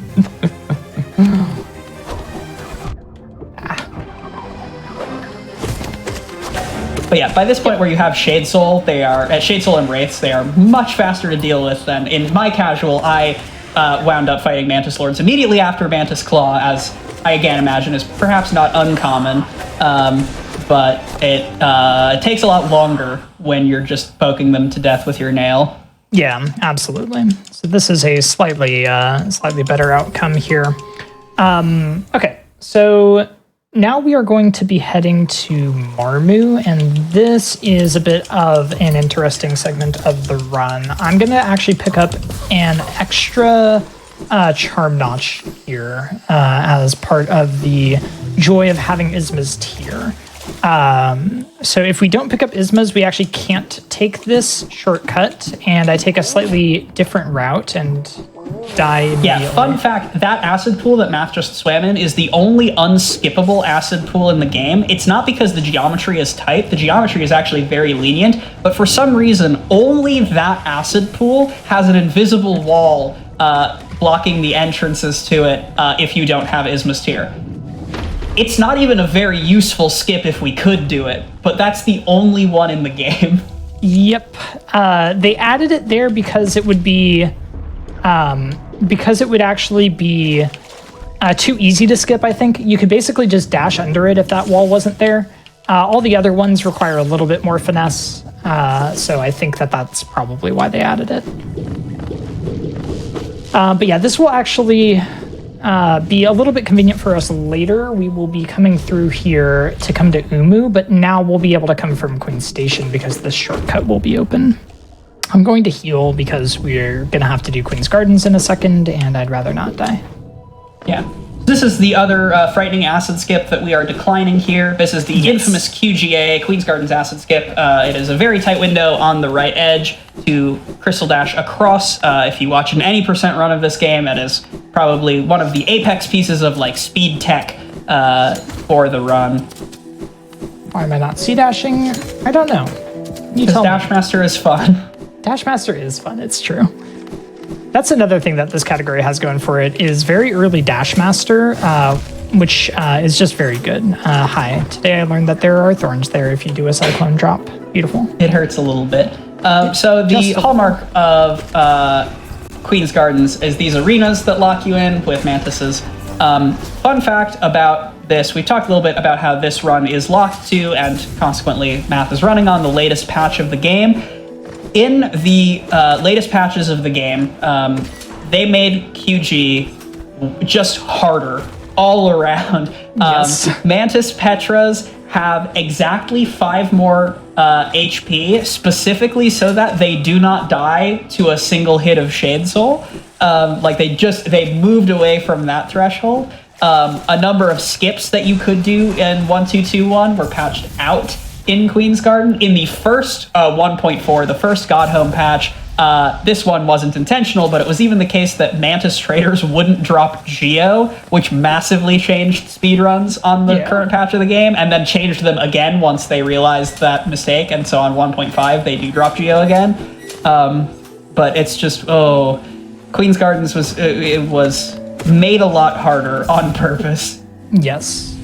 Now this room, and honestly most of this route with this kind of equipment, is not unlike what we do in any percent, minus picking up the love key that you may have seen just there. Also going through one more acid pool. That's the last of the major acid skips in this run if we don't pick up Ismas. But somehow, it feels a lot worse in a category that's as long as this one is, to go through all of this section with relatively little equipment. And we have to continue in Queen's Gardens, unlike what any percent does, which is leave. That is not the direction I meant to face. And this arena is simply termed QG Hard Arena because it is quite long and quite difficult. It is several successive waves of mantises. The mantis traders, the grounded ones, have upwards of 70 health and are very, very hard to double hit. So you're often engaged in combat for a while. That was actually a very, very clean QG hard arena. Yeah, the hardest part of QG, sadly, is not the QG hard arena, but it's actually the section that's about to happen here, which we so kindly dub Frogs. Sometimes frogs, frogs. sad face, depending on how we're feeling. Frogs derogatory. Yes, frogs. Defrogatory, if you will. Defrogatory. So true. Yeah, I'm actually, wow. Okay. Wait, okay. Yeah. It was too good to be there true. we go. Yeah, it really was. That was very kind, frogs, for the first couple seconds, and then we both opened our mouths, and then it wasn't anymore. Yeah, so these jump arcs are completely random. They exist to torture speedrunners. It's just and the fact that the boss at the end of this fun little gauntlet, Marmu, is also a physics-based nightmare, is just really the like knife twisty icing on the cake. Yep. I'm gonna stop to heal 1 out of safety here. Yeah, Marmu is not an outright difficult boss, because if you want, you can just sort of play tetherball with Marmu. Oh, wow. But killing Marmu fast requires exactly that display of skill that we just saw, and I'm going to shut my mouth. GG, man. Yeah, that's about the best Marmu I've had in a long, long time. So I will absolutely take that and be on my way. So, yeah. All right, here is one of our last stags. There's still more, don't worry. I don't need this bench. But you can get this bench, and that's crazy. That is so true. Nope, I accidentally closed it. Okay, so we're going to Kings now because we are actually heading into Waterways for our lovely friend, the Fluke Farm, and I want this bench.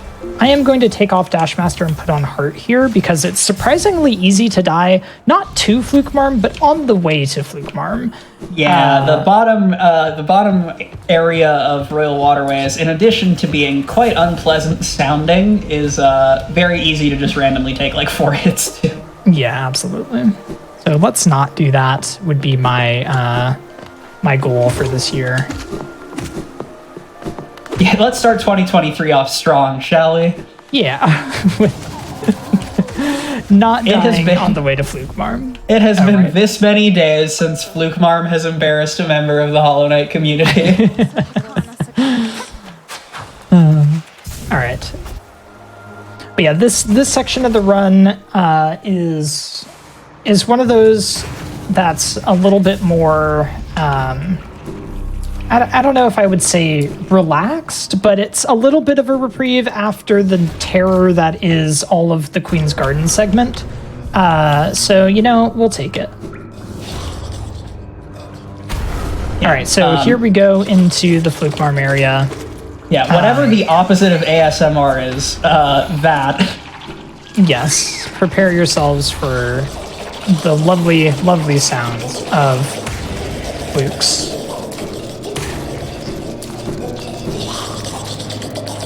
And of course, I get through here hitless because I put on Heart. Of course, that is the way that it goes. That's the rules. So this is Fluke Marm. On earlier patches, it's actually possible to quick kill Fluke Marm by just diving on her head forever if you get locked into the damage dealing animation. But even without that quick kill, Fluke Marm stays still, so you can just press the Shade Soul button a whole bunch. And like with many bosses, we don't need the reward here, so you just quit out as soon as you see the boss explode and get credit for the kill. And we're going to be leaving Waterways through the side exit. Math was already in this segment of Waterways a little bit earlier for the safety he took when he grabbed Isma's Tear. But, we're going up through Dung Defender anyway. That makes sense. So we'll be revisiting Dung Defender Arena briefly. This all pops us out in the same place in the giant broken elevator shaft underneath City of Tears, which we'll then be using to go down into the Ancient Basin. Because our next boss is Broken Vessel. Yeah, so this is one of the few times in the run where we're just actually going where the splits tell us to, which is Broken Vessel. We do take a slight detour. I'm opening that later for White Defender. Don't worry, we'll see him again. And actually, the entire reason I came through this section, as opposed to the section down here, is so that I could open that shortcut for White Defender later in the run. So it's a little bit slower than just going through the main route, but because it gets us closer to our lovely boss later on, it actually is faster overall. All right, back down we go. We are going to be taking this tram bench. So once again, the tram that we opened earlier is proving useful. One more reason why we go to Deep Nest so early on in the run. but we are going to be using that in a second because as soon as Broken Vessel is dead, our next boss is actually Galeon. Yep, so this is... I wasn't paying attention. Did you open the shortcut for Soul Tyrant later? No, because we're going to go through the floor/ceiling. Oh, you go through the floor, right. Okay, so this is the first example of that then. That ordinarily, in any speedrun that conventionally cares about fighting Lost Kin, which is the dream version of Broken Vessel, you want to do that in one go because you're literally right there. But we can't because this is Pantheon 5 boss order. So a little bit of a muscle memory break if you run any other category alongside P5 boss order is remembering to open up these shortcuts to come back later to all these areas that you suddenly have to do 2 visits to. Yes. All right, and coming up here, oh, beautiful, is a trick that we like to call the trans dash, and we got it first try. There's the shortcut we need to open for later, and here we go. Trans rights TM. It's called a trans dash because you trans your dash. That is the trick. Thank you for understanding. It's so true. All right, so yeah, we are going to leave Broken Vessel. It's a bit like how we left Soulmaster much earlier in the run and didn't fight Soul Tyrant. We're going to do the same thing with Broken Vessel and Lostkin, which again is one of the more amusing parts of this run. We literally just have to leave and come back much later. And we would absolutely love to kill Broken Vessel right now, or to kill Lostkin right now, because it would give us 400 essence and we could use it to get Dreamgate. Unfortunately, we can't do that. Lostkin does not pop up in our boss order yet, so instead we leave. We do get wings though, so at least there's that. Finally, our wingless time is over, and we can continue on our way. Yeah, that is more or less the full movement build. We're technically waiting on Shade Cloak, but as far as upgrades to the Knight's movement, this is basically as good as you could hope for. Shade Cloak is a very specific thing, and honestly more of a combat tool in a lot of ways than an overt movement thing. With wings, we are moving as efficiently as we can without Dreamgate. So this area of the route actually weirdly makes a lot of sense. We have this tram bench, and Team Cherry has very kindly placed Galeon and then Hive Knight, who are both bosses right off of a tram stop, as our next 2 bosses on the route. So other than getting a little bit bullied by Garpedes, and I'm once again holding my breath, yeah, I'll just stop in this hot spring real quick. But yes, because the tram is right next to several of the next bosses in the run, this is a pretty convenient section. There's like a grand total of maybe 2 times in the entire run that happens, so we cherish them while we can. But we really want to keep that tram bench, head up to Galeon, and then we'll come back down for Hive Knight immediately after that. Yeah, and a beautiful consequence, one of the few good consequences in this run, because you're forced to get Lantern in order to access Crystal Peak because of the way the boss order works out, it also means you have Lantern for Deep Nest. If you don't have Lantern, there are large parts of Deep Nest that are dark. It's not impossible to do Deep Nest in the dark. It just requires essentially memorizing where you're going. And in particular, if you dunk into hazards in a dark room, you respawn at the start of the room. No midpoint hazard checkpoint exists in a dark room. So it is much more infuriating, but we're forced to get Lantern. So that is not an issue. And Math, please get this essence. Yes. Thank you.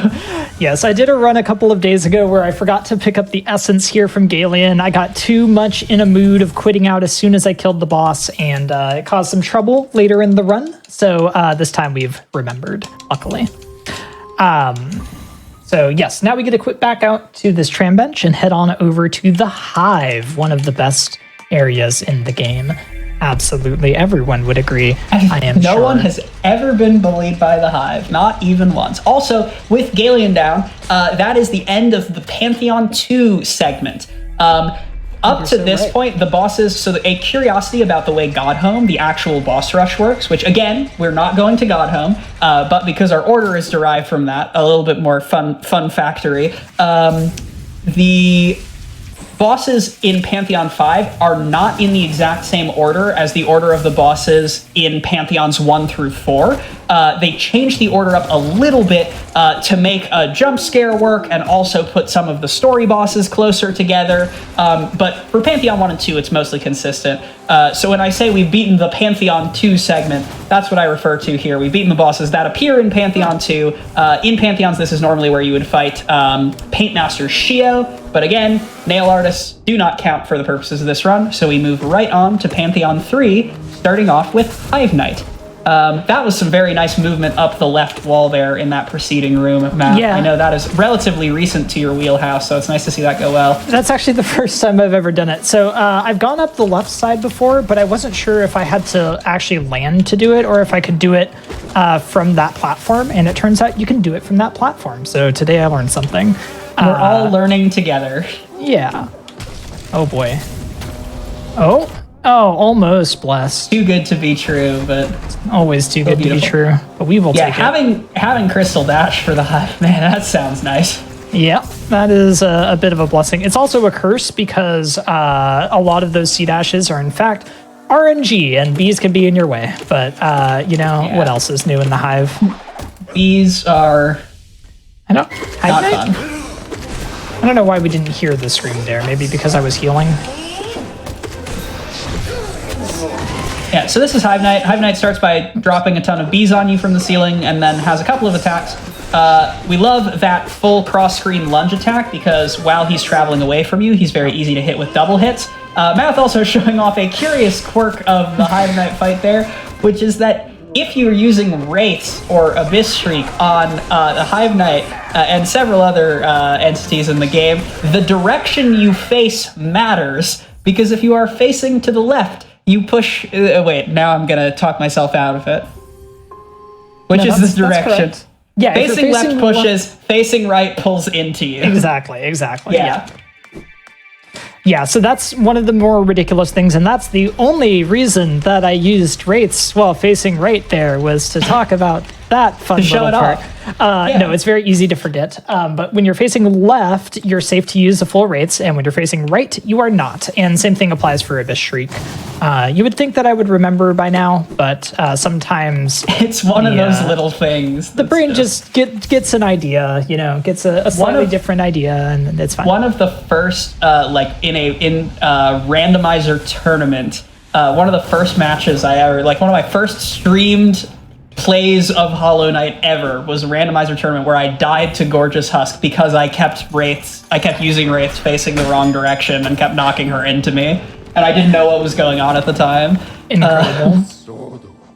Yeah, now we move on to Elder who Math very generously dipped a toe into the arena of a little earlier, and then panicked because we didn't want to invalidate this run.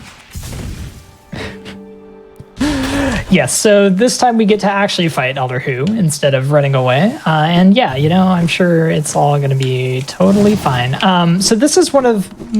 I really enjoy this. One of my favorite pieces of routing that I've added to this run, which is to come through the reverse City Crest gate. So this is something that a lot of people don't even know about casually. But if you come up here, there's a dive floor that gets you back to the other side. So this is easily forgotten, and I like that this has found its way into this speed run. There's a couple other runs that use that.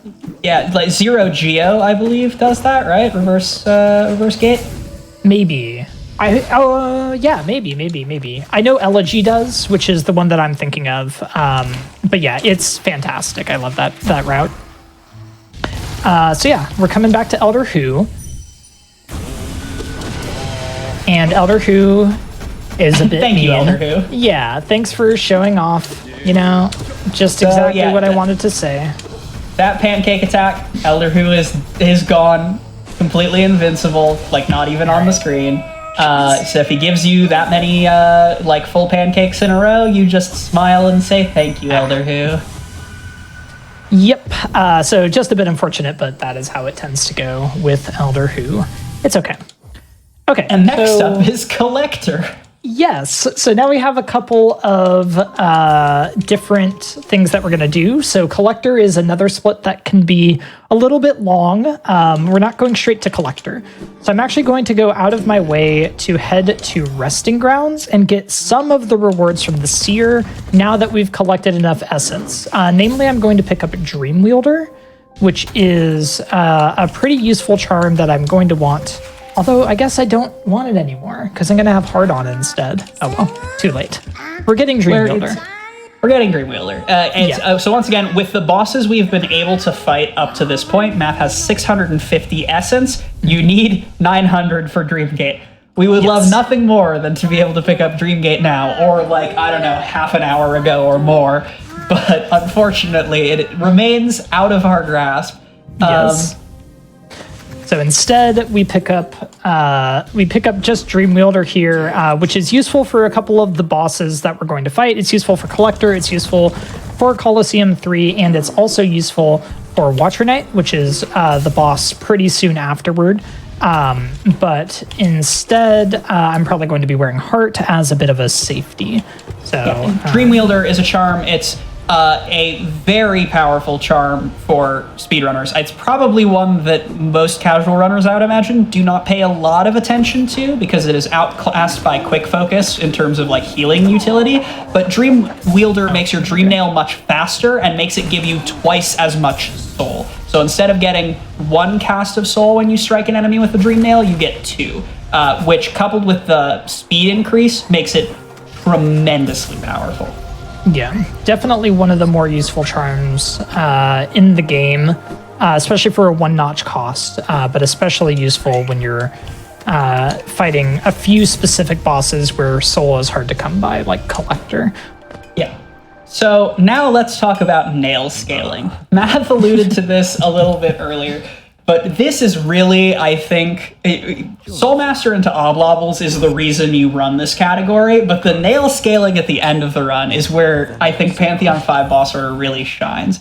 Yep. Certain types of bosses, including Warrior Dreams, so the overworld spirits that you fight, Grimkin, which are not a boss but a static enemy, and we'll be returning to that one later. Yeah, and a couple of bosses, a couple of major bosses, their health scales with the number of nail upgrades you have. Certain bosses only scale up to a certain number of nail upgrades, and some, like Warrior Dreams and Grimkin, will scale all the way up to the maximum nail. It is scaled in such a way, it's balanced more or less around your nail damage. The number of nail swings you need to reduce their health to 0 is more or less consistent. The problem is, your spell damage, which we rely on for the entirety of this run, is unaffected by that. So it gives the bosses a lot more effective HP for the speedrun. As a consequence of this, 112% and similar full game speedruns get nail upgrades as close to the end of the run as possible after all of the scaling bosses are defeated. And a big reason they get nail upgrades at all, even ignoring the percent, but a big reason they don't just get them at the very end of the run is because of Colosseums, specifically Colo 3. The problem we have is, after this Collector fight, with which Math is doing right now, the next boss is God Tamer, the back of Colo 3.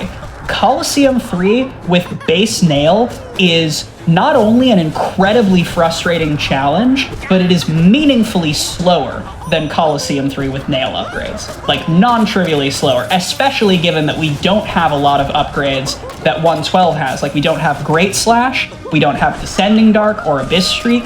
The problem with upgrading the nail here is that it also means that every Warrior Dream, including No Eyes and Markoth, who we still have yet to fight and are two of the worst ones, will have a lot more effective HP.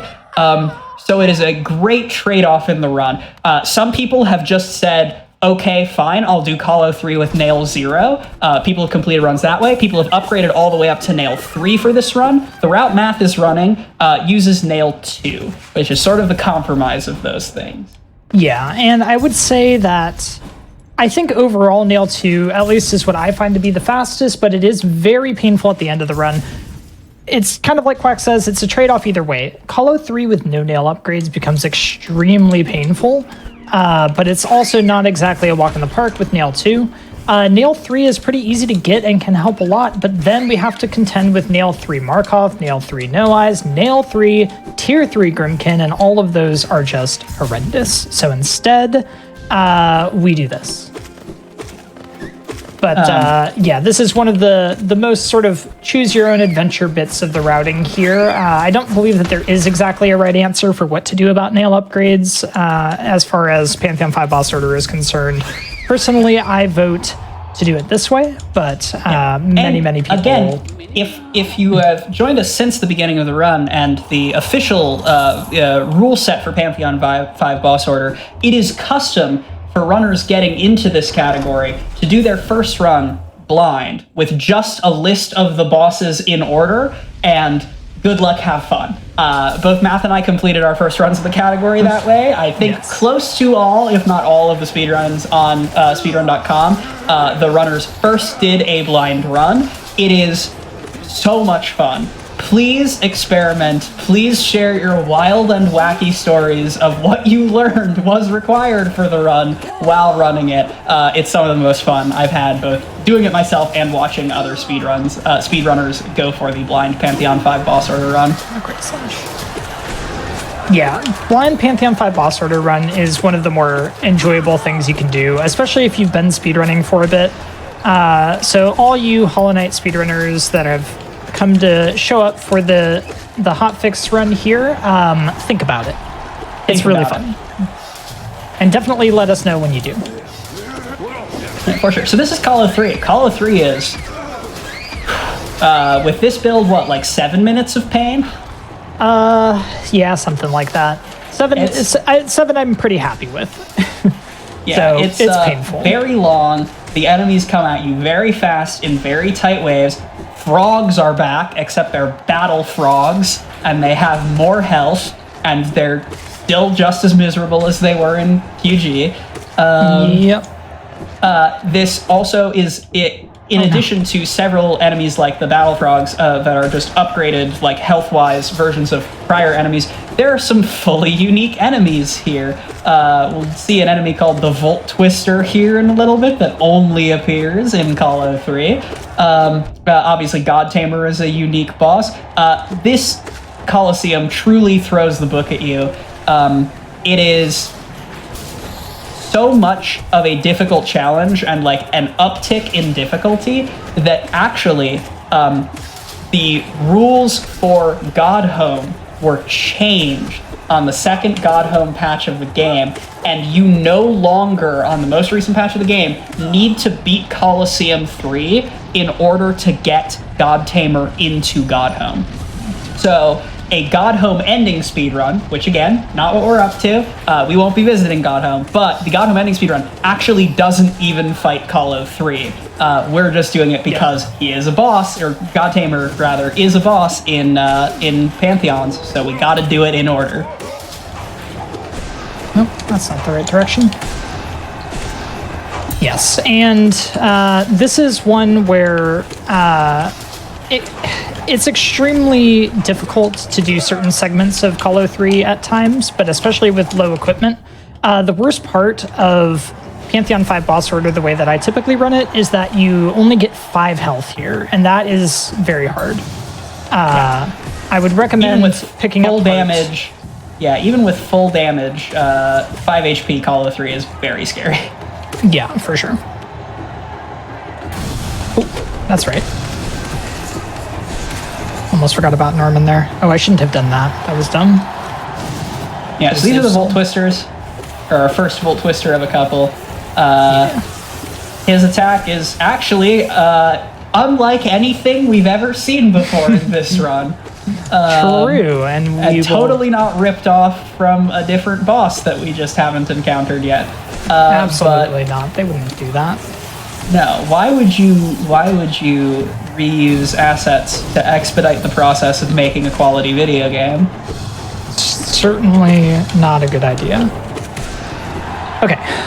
So honestly, this is a pretty good Call of 2 or Call of 3 as far as I'm concerned. I will take It's because you equipped heart. Honestly, no major setbacks once you... So yeah, shoutouts also to the fact that in just a second here, we're going to see another brooding Moloch appear. Yep. Hollow is the best place to get bosses that we've already fought as part of Pantheon 5 boss order. It would be great if your first brooding Moloch of the run could be this one, but unfortunately brooding Moloch appears before Oblobbles, so we can't do it. And now we get these Garpedes, which are very kind because they're basically soul totems, given the Dream Nail here for soul. If you don't know about this casually, Dream Nail these Garpedes because what comes next is Floorless. Yeah, the real Floorless. You can get a lot of health off these Garpedes. Like, you can heal, you can Dream Nail. If you have Dream Wielder and Quick Focus especially, then this is like a complete oh, right. I forgot that one existed. It's like a complete healing station, basically. All right, great start. We're thriving. Floorless is kind of brutal. Floorless do be a bit rude. Where'd you go? All right, yeah. Again, battle obbles, miserable to begin with, extra miserable when you can't be on the floor. I thought I had something better for that.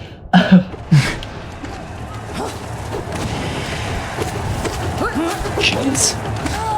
Alright, pretty rude, but it's fine. Alright, and we've got soul here. So the end of Floorless in max percent, like 112% speedrun categories, there's a nail strat for this, but it does not work on this route of Pantheon 5 boss order, so you have to save soul there.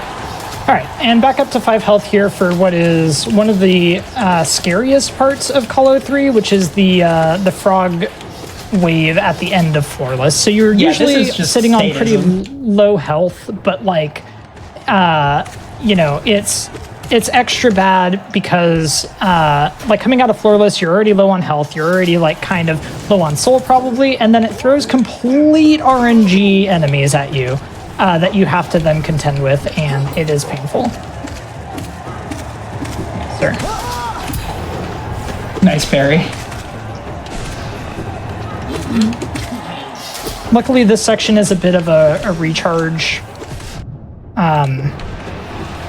Yeah, this is just, you liked every enemy you've ever fought in Hollow? How about if you fought all of them back to back one more time real quick before the boss?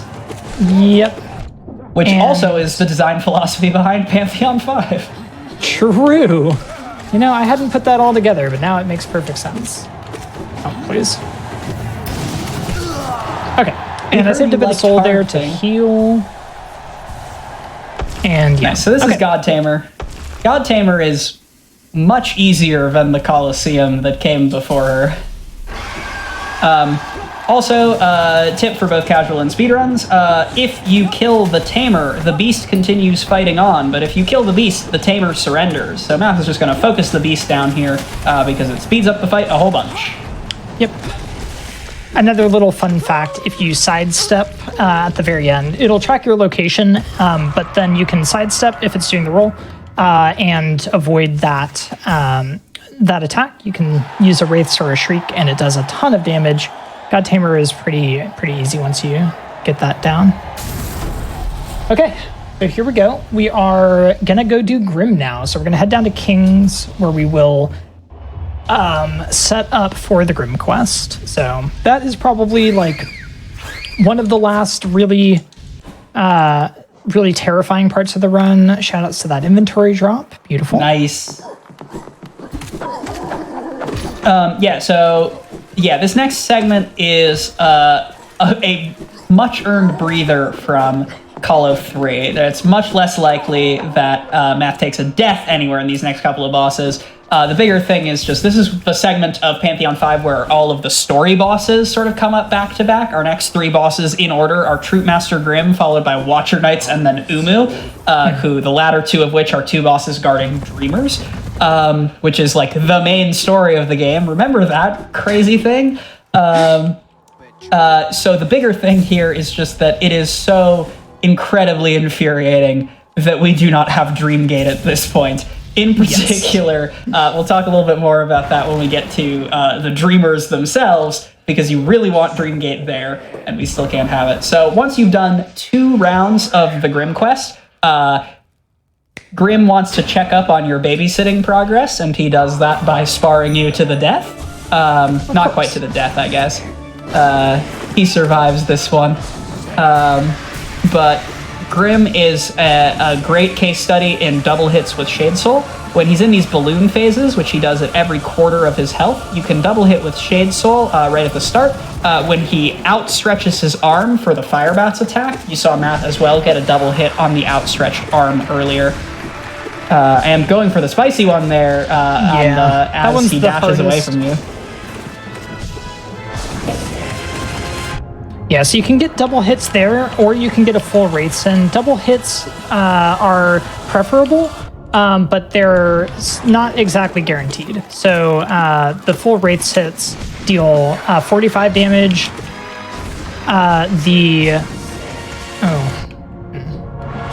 The double hit with Shade Soul would deal 80, so it is better to do. But if you only get a single hit, it's only 40.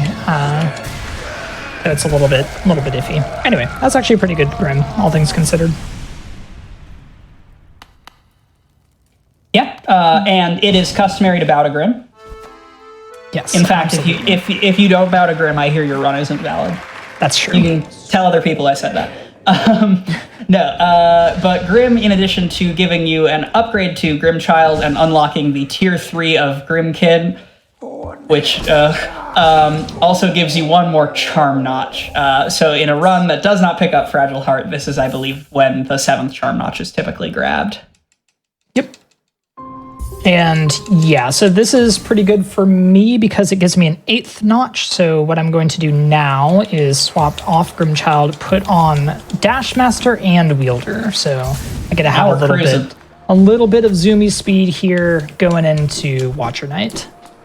Yeah, so Watcher Knights are fun because they're a boss that is the epicenter of the any percent speedrun, where you fight them with no equipment whatsoever, and it's easily one of the biggest pain points if you're getting started with a Hollow Knight any percent speedrun.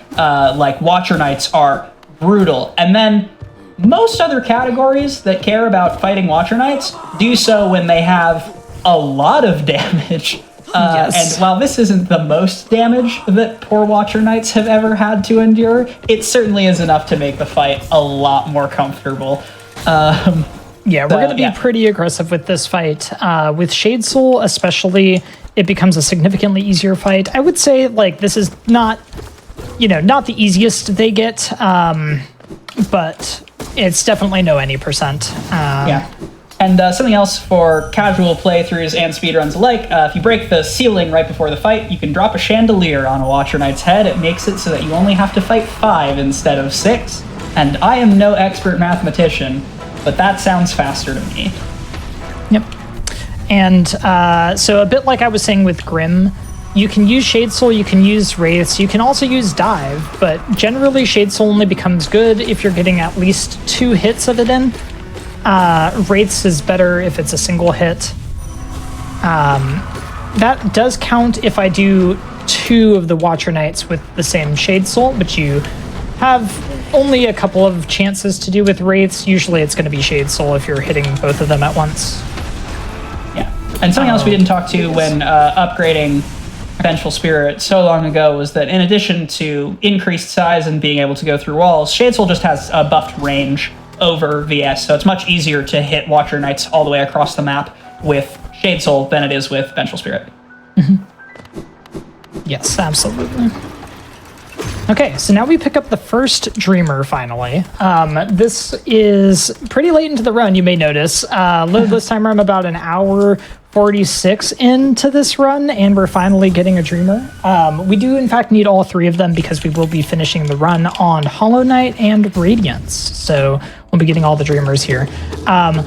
Probably the most frustrating part about getting the Dreamer at this point in the run is that it's actually still not late enough because we still don't have Dreamgate. All of these Dreamer pickups are hard saves, so I don't get to abuse the mechanic that I've been using, which is save and quitting anytime I want to go back to my latest bench, because it will put me right where I just was. So instead, I'm going to have to walk back from the Dreamers to continue to the next section. Yeah, and the next boss in the order, like I mentioned before, is Umu, so we're going right from Dreamer 1 to Dreamer 2, so we'll just tuck our tail between our legs and just do a lot of walking here. Yep. But it's a fun little jaunt. Trust me. Yeah, shout out to Lurian's Butler, by the way, over there. Fun fact about Lurian's Butler, despite being a vanilla enemy that appears in many spots of the game, like one of those husk dandies, I think is the official name, Lurian's Butler, if you kill him, never respawns. That is true. Why would you know this, Quack? Why would I know this? One of the runs that the world is not ready for yet is the Snowgrave, we'll go with, playthrough of Hollow Knight, where you kill every non-respawning entity in the entire game. Boss, NPC, random enemy alike. That is, so I know a lot about the mortality status of a lot of things in this video game. Yeah, so a pet category of Quacks there. Definitely a run. Here's the thing, given enough time, and given enough Hollow Knight runners, add enough typewriters, not only can we create the complete works of Shakespeare, but we will devise a category for every single one of those works. Beautiful.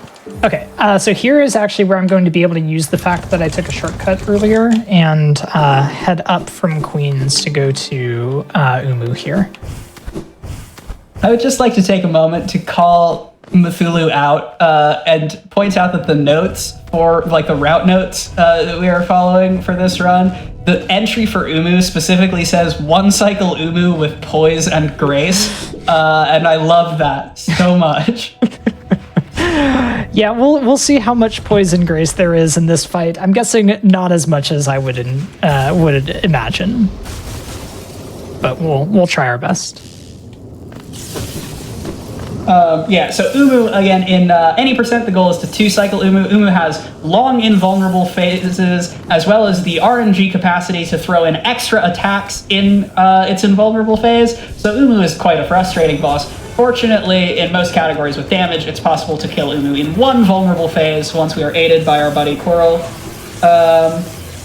Yeah, this is kind of an interesting scenario. So we have Shade Soul, which is a thing that a lot of categories have when fighting Umu, but it's not a thing that I've ever actually learned to 1-cycle Umu with.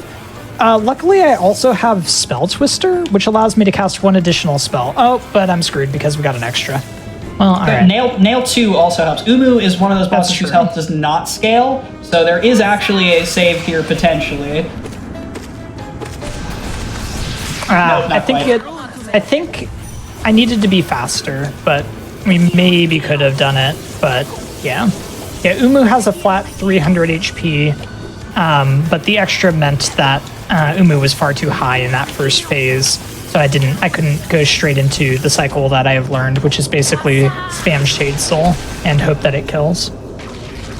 All right, but a 2-cycle is nothing to shake a stick at, and thankfully there is no more Umu. Yes, our Umu days are done. We can use the fact that I have Ismas just a little bit, which is kind of fun. You can skip all this acid pretty trivially when you don't have Ismas tier and you have this kind of movement. Check out any percent run for how to do it.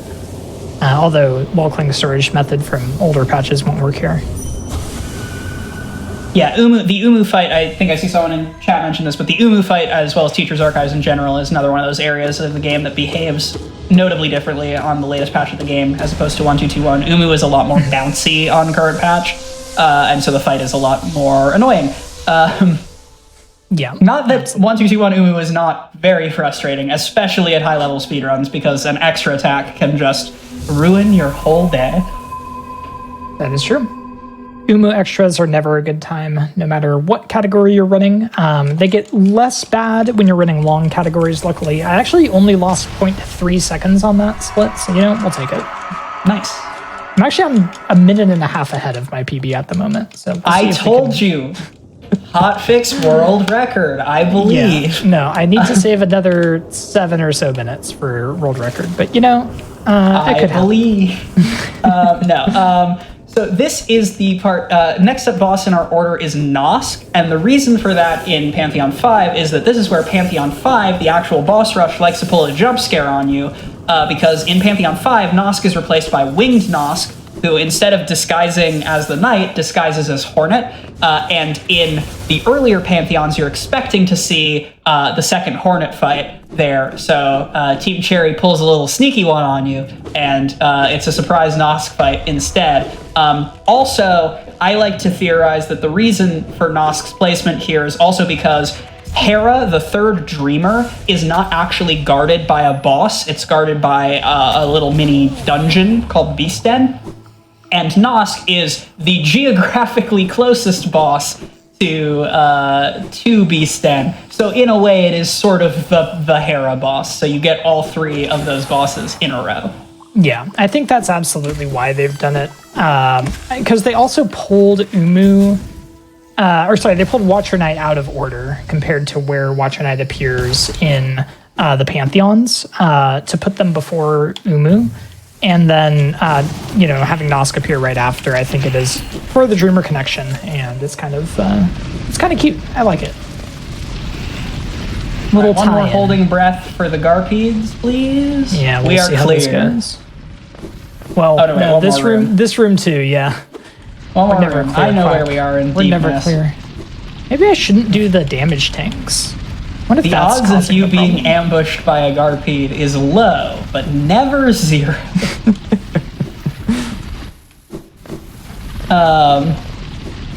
Nice. Okay, that's better. All right. So Nosk is the boss behind that little secret wall that Math opened up with a fireball. Oh, I don't know. Fully an hour and a half ago. Yeah, I think literally an hour and a half ago. It's been a little bit. I'm glad you all not even saving the Nosk grub. Wow, we are going for speed. Listen, let's go. PB brain engage. Listen, I was using a spell and not Cyclone. If I was using Cyclone, I would have saved it. PB brain, you love to see it. But yeah, so Nosk. As you said before, Nosk has a souped-up version in Godhome, but we only care about bosses in the overworld, so we're just doing lovely little vanilla Nosk. So we get this fun little jump scare where, hey, look, it's us. Oh, wait, no, it's Giant Spider. Yes, and this is honestly one of the coolest little sequences in the game. If you haven't played Hollow Knight casually, it's very, very fun to go through here. Yeah, I'm very blasé about it now. Math and I also both have, between us, a good handful of thousands of hours in this game. Yes. This game is very cool, and you should play it if you haven't played it already. Absolutely. I will always shill Hollow Knight, especially as a casual game, but also as a speed game, and especially as a randomizer. I would say these are all fantastic modes to play this game in, and you shouldn't miss any of them. All right, beautiful. Nice, clean Nosk fight. Nosk is guarding a Pale Ore, which is one of the things you need to upgrade your nail. But we have already finished our nail upgrades for the run, so once again, we're back to quitting out immediately as soon as the boss turns orange. There we go. Took me a minute to decide what I wanted for charms, but... Yeah, and so Math has re-equipped Grimchild here. The Tier 3 Grimkin are a little bit unique of the Grim Quest, because you actually have a choice in what Grim Flames you get. You need 3 of a possible 4, and the reason for that is because there's an NPC that Math is on his way to named Brum, who is the keystone for the alternate ending to the Grim Quest line, where you banish the troop instead of fighting the Nightmare King. Brum, even if you don't banish, which obviously we won't be because we have to fight NKG, even if you don't banish the troop, Brum is still capable of giving you a Grim Flame, and that's very good news for us because the Tier 3 Grimkin are the most nail-scaling enemies in the entire game, so they are a real pain to have to fight with an upgraded nail. So being able to skip one of them is a godsend. Yeah, they are also probably the scariest part of this run. Like, they deal double damage. We never get more health. It's very, very painful to kill them. So they are very easy to die to. Luckily, deaths to the tier 3 Grimkin don't lose too much time. So it's not like the worst thing in the universe, but they're all cutting close one of them enough out, to benches. Yeah. Cutting one of them out, though, is definitely good. Yes. So this is Beast End. We're actually not going to do most of Beast End because if you have the wings, there is a hole in the ceiling that you can do to skip having to sit on the trapped bench and skip most of Beast End in terms of movement. So just one little stalking devout who cannot take 3 Shade Souls to the face, and we now have all 3 Dreamers. Unfortunately for us, we still have a little shy of half of the bosses to go through before we can beat the game. Yep, we're not quite done yet, but at least we have all of our Dreamers. So yeah, up next we get to do Hornet finally. Those of you who have played Pantheon 5 might know that Sly is actually the boss that appears here. Once again, we will not be visiting the Nail Masters in the Overworld as part of this run because they are not bosses there. So instead we skip over to Hornet, who will be the next boss that we fight. And then we can finally go to the Abyss. It's been a million years since I picked up Wraiths, and we will finally be able to get Shriek in just a couple of splits here. So bear with us, chat. Yeah, and you have Hidden Station Stag at this point, right? Is this the final Stag Station? This is the final Stag Station, yes. This is the final. So with this, we have incidentally just through no additional effort on Math's part, in just a moment, time will be coming up for our secret hidden run of all Stag Stations. Little did you know, it's only about an hour and a half behind world record, but you know what? It's definitely one of the fastest runs that you've seen, I'm sure. 2-for-1 special of Hollow Knight meme runs. That's not technically true, because in order to finish an all Stag Stations run, you actually need to go. There's a secret Stag Station, the Stag Nest, that is unlocked when you have them all, and visiting that Stag Nest is the actual end state for that run, but we've completed it in spirit. Yep. So now we're running back out to Kingdom's Edge for what is shockingly still not the final time of this run. To go fight. We come to KE. If you count Collector, well, I guess you continue in KE from Collector. It's still like 4 times. Yeah, it's kind of funny. Very silly. We do this acid skip twice. You'll notice, I was able to skip it again here with Ismas. If you don't have Ismas, then you have to skip that acid, and we have to come through there twice. So this is actually the second time we do that exact acid skip in this run, which is really, really funny to me. But yes, this ignore that little spike there. That was totally intended. Yeah, this is actually one of the again, more difficult acid skips. So getting Ismas really saves us a bit of headache there. Yeah, and this is Hornet Sentinel, often abbreviated to Hornet 2. She's just a lot faster.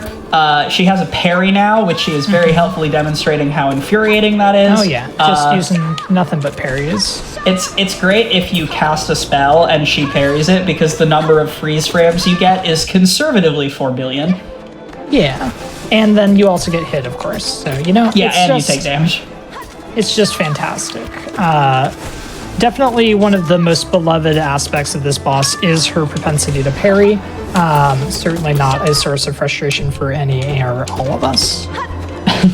Okay, yeah, pretty quick fight with Nail with the 2 damage. and spells, yeah. All right, and we can finally pick up the King's Brand. Again, as I mentioned, this is going to finally allow us into the Abyss, but we will take a little bit of time before we actually go there. And you'll see why sort of shortly.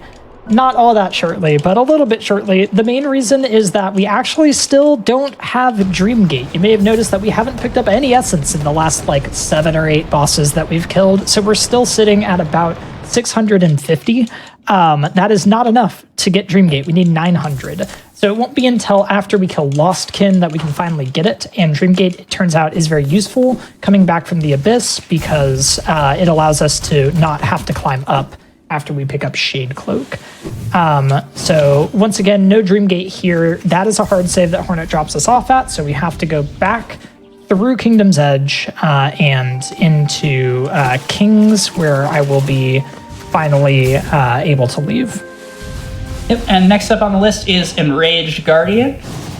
So we're going back into Crystal Peak. Thankfully, we can finally start checking off some areas. This will be our last trip into Crystal Peak.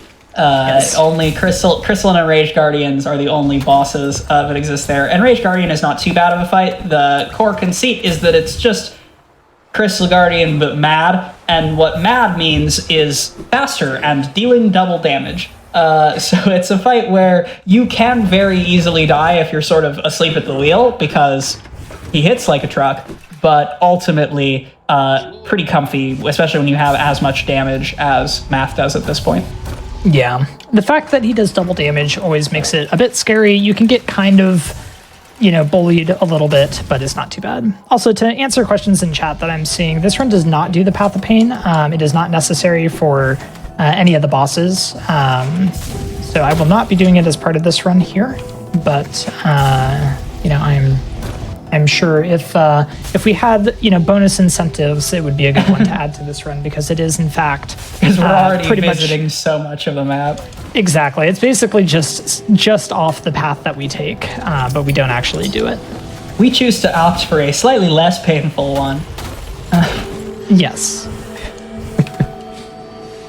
Comedy. Anyway, this is Enraged Guardian.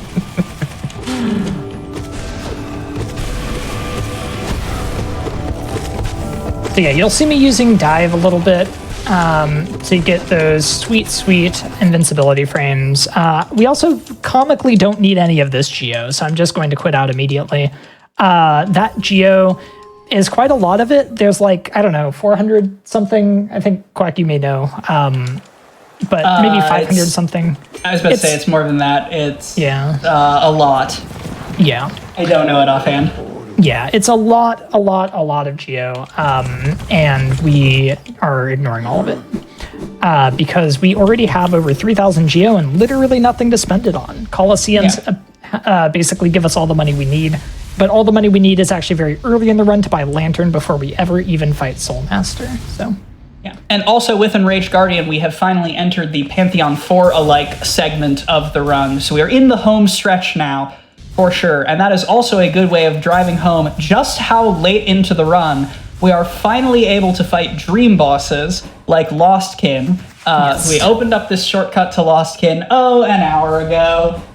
A while ago, maybe not quite that long, but certainly a while, and only now after this fight will we finally get the 900 essence required for Dreamgate. Lostkin, Dream bosses are a souped up version of the base boss, so Lostkin is Broken Vessel, but a lot faster, and trades in the headbanging attack that's quite easy to pile on damage for these constantly spawning little mini infected balloons that make the fight very challenging casually. Good casual strat is if you have the Spore Shroom Charm, you can heal much more safely because the infected balloons only have 1 HP, and so the Spore Cloud will pop them. Sure.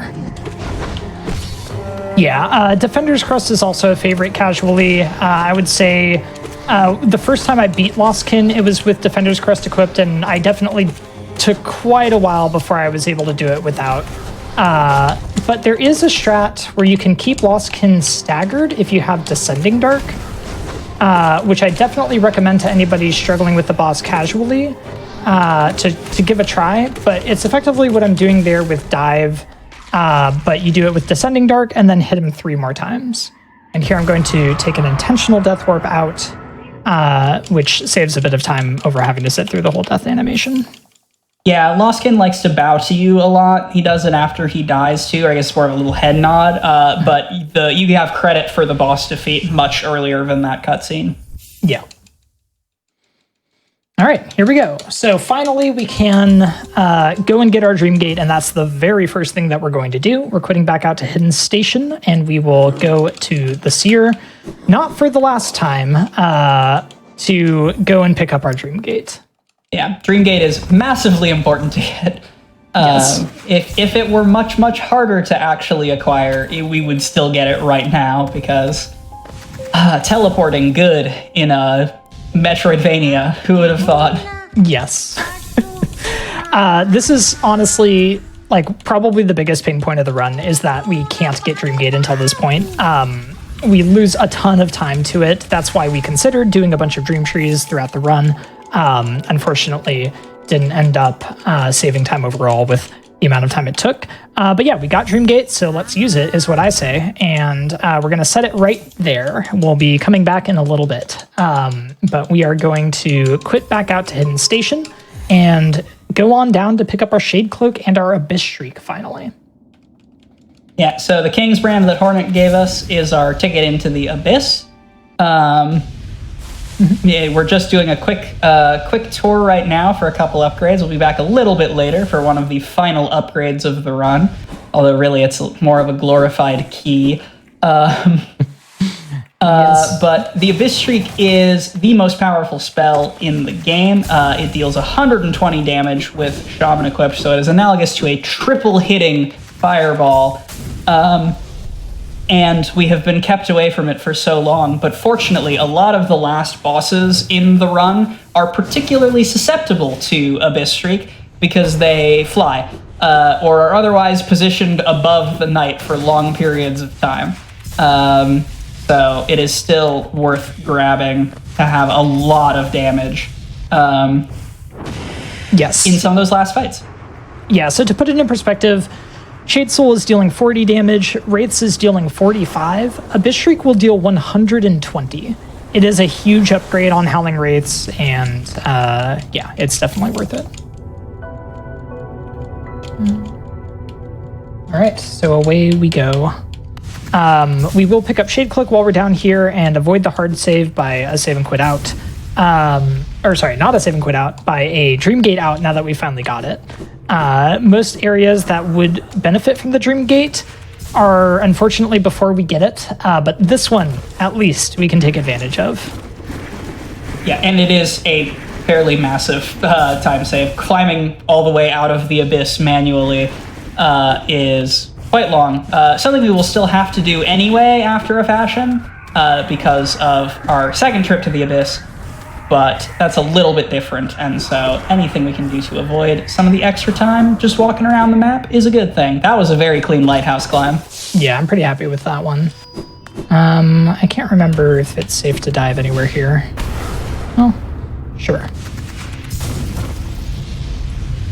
But yeah, the next boss on our list is actually No Eyes, which you wouldn't know from what I'm doing. But again, finally being able to get Shade Cloak because we have King's Brand and also Dreamgate to get out quickly means I'm going to do it as soon as I can because Shade Cloak is helpful. So especially with Shriek as well. So we do a little save and quit here to avoid a cutscene that happens as soon as you pick up Shade Cloak. So now we're respawning in with Shade Cloak, and we are going to Dreamgate out. Yeah, and a major reason for that is that Hollow Knight is conventionally timed with loads removed. I don't actually know. I think the Shade Cloak quit out might still be faster in real time. Yeah, I think it's like even RTA or like close to it, but it saves time loadless, which is how we mainly time our runs. Yeah, there are a number of small pieces of tech sprinkled throughout Hollow Knight runs that are keyed off of the fact that your transition load time is not counted in your final runtime. Yep. I would definitely say it's for the most part, the fact that save and quits are used is actually for routing and not for just little timer tricks. But there are a couple of places where it saves time only loadless and it's still used. But save and quits, as their main vehicle in this run is to be able to quit out back somewhere across the map where you last took a bench. And I think that makes for really fun routing personally. Yeah, especially because in this run, it's kind of all we got. Yes, absolutely. Oh my gosh, can you imagine Pantheon 5 boss order no save and quits? Oh, don't get me started. By which I mean I'll get started after this. No. This is No Eyes. No Eyes is curious in that No Eyes is the only thing in the game that is actually gated behind Lantern. The only meaningful thing in the game. Randomizer players, please don't come for my head with that. But No Eyes simply will not spawn in unless you have Lumafly Lantern. So even though you could walk through this dark room ordinarily, it is required by this point in the run to have Lantern in order to actually start this fight. Fortunately, because of the routing intricacies, we have Lantern much earlier. This is a shining example of the health scaling of Warrior Dreams. A Nail 0 No Eyes would be super dead by now, but instead, Nail 2 No Eyes is trolling math quite a lot. Yeah, just a bit. Tip for any casual players fighting No Eyes, there's a safe spot down at the bottom platform where you can heal. I took advantage of it a second ago, but yeah, that was a pretty rude No Eyes. If you're very lucky, she'll just kind of float above you and you'll be able to use a couple of shrieks and she dies. I was not so lucky, but that's okay. Yeah, even with the nail scaling, Shriek is really just that good. The problem is shrieking into No Eyes is a losing gamble. Yes. Okay, so we're going to Queen's Gardens, which is here. I'm actually going to trade Dashmaster for Heart here, I think, just as a precaution. Trader Lord is another boss that does double damage, and it can be a little bit dangerous. So I'm just going to put Heart on to be sure that we don't die.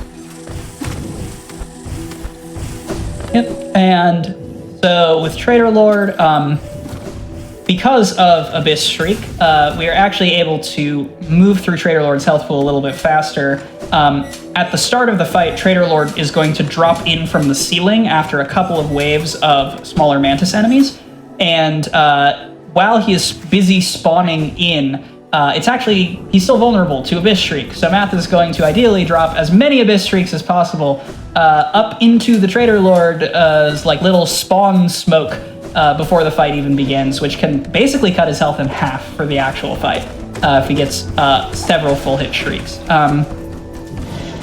Something else to note is this is another major difference, as with most of Queen's Garden, between patches of the game. On 1221, Trader Lord is not even really a boss. On 1221, Trader Lord only deals 1 damage instead of 2, does not have this attack where he spawns the giant shockwaves, and also has less than half of the health he does on current patch. So truly, this was made to be an actual boss encounter on the more recent patches of the game. And yeah. I think it was appropriate to do so. This was still a very fast fight, but that is because Abyss Shriek is very good. Yes, this is one of the fights where Abyss Shriek really pays off, and you see it in kind of immediate fashion. It's definitely a fight that can drag on if you don't have Abyss Shriek. So yeah, definitely one of the better ones. Nail 2 is also kind of helpful here. A lot of categories do this fight with Nail 0, and that's true of a lot of the later fights in this. It's mostly just Colosseums that we get the nail upgrades for in the end. Yep, and with that, we've also picked up half of the King's Soul. This is, once again, we're back to that weird and wild world of story progression.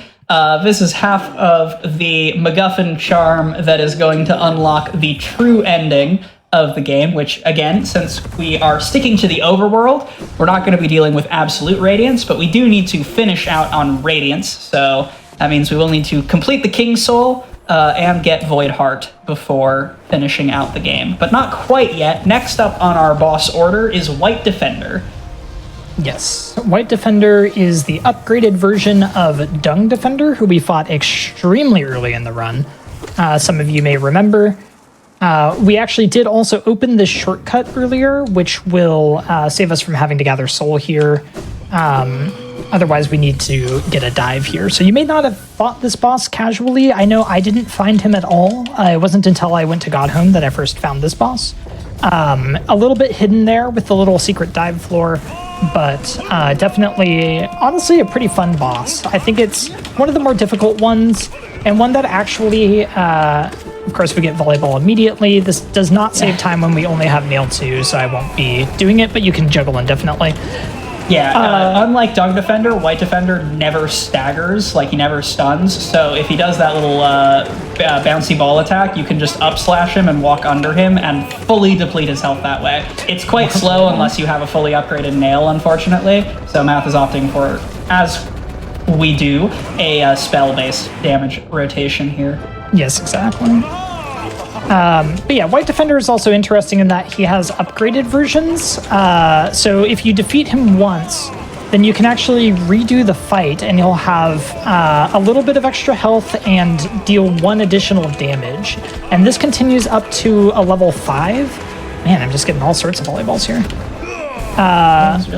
And it gets very difficult. At level 5, he deals 5 damage, and that's pretty hard. But it is also, I would say, not the harder of the bosses that does that. GPZ is the other one. GPZ also does this little trick of having a harder version if you beat him.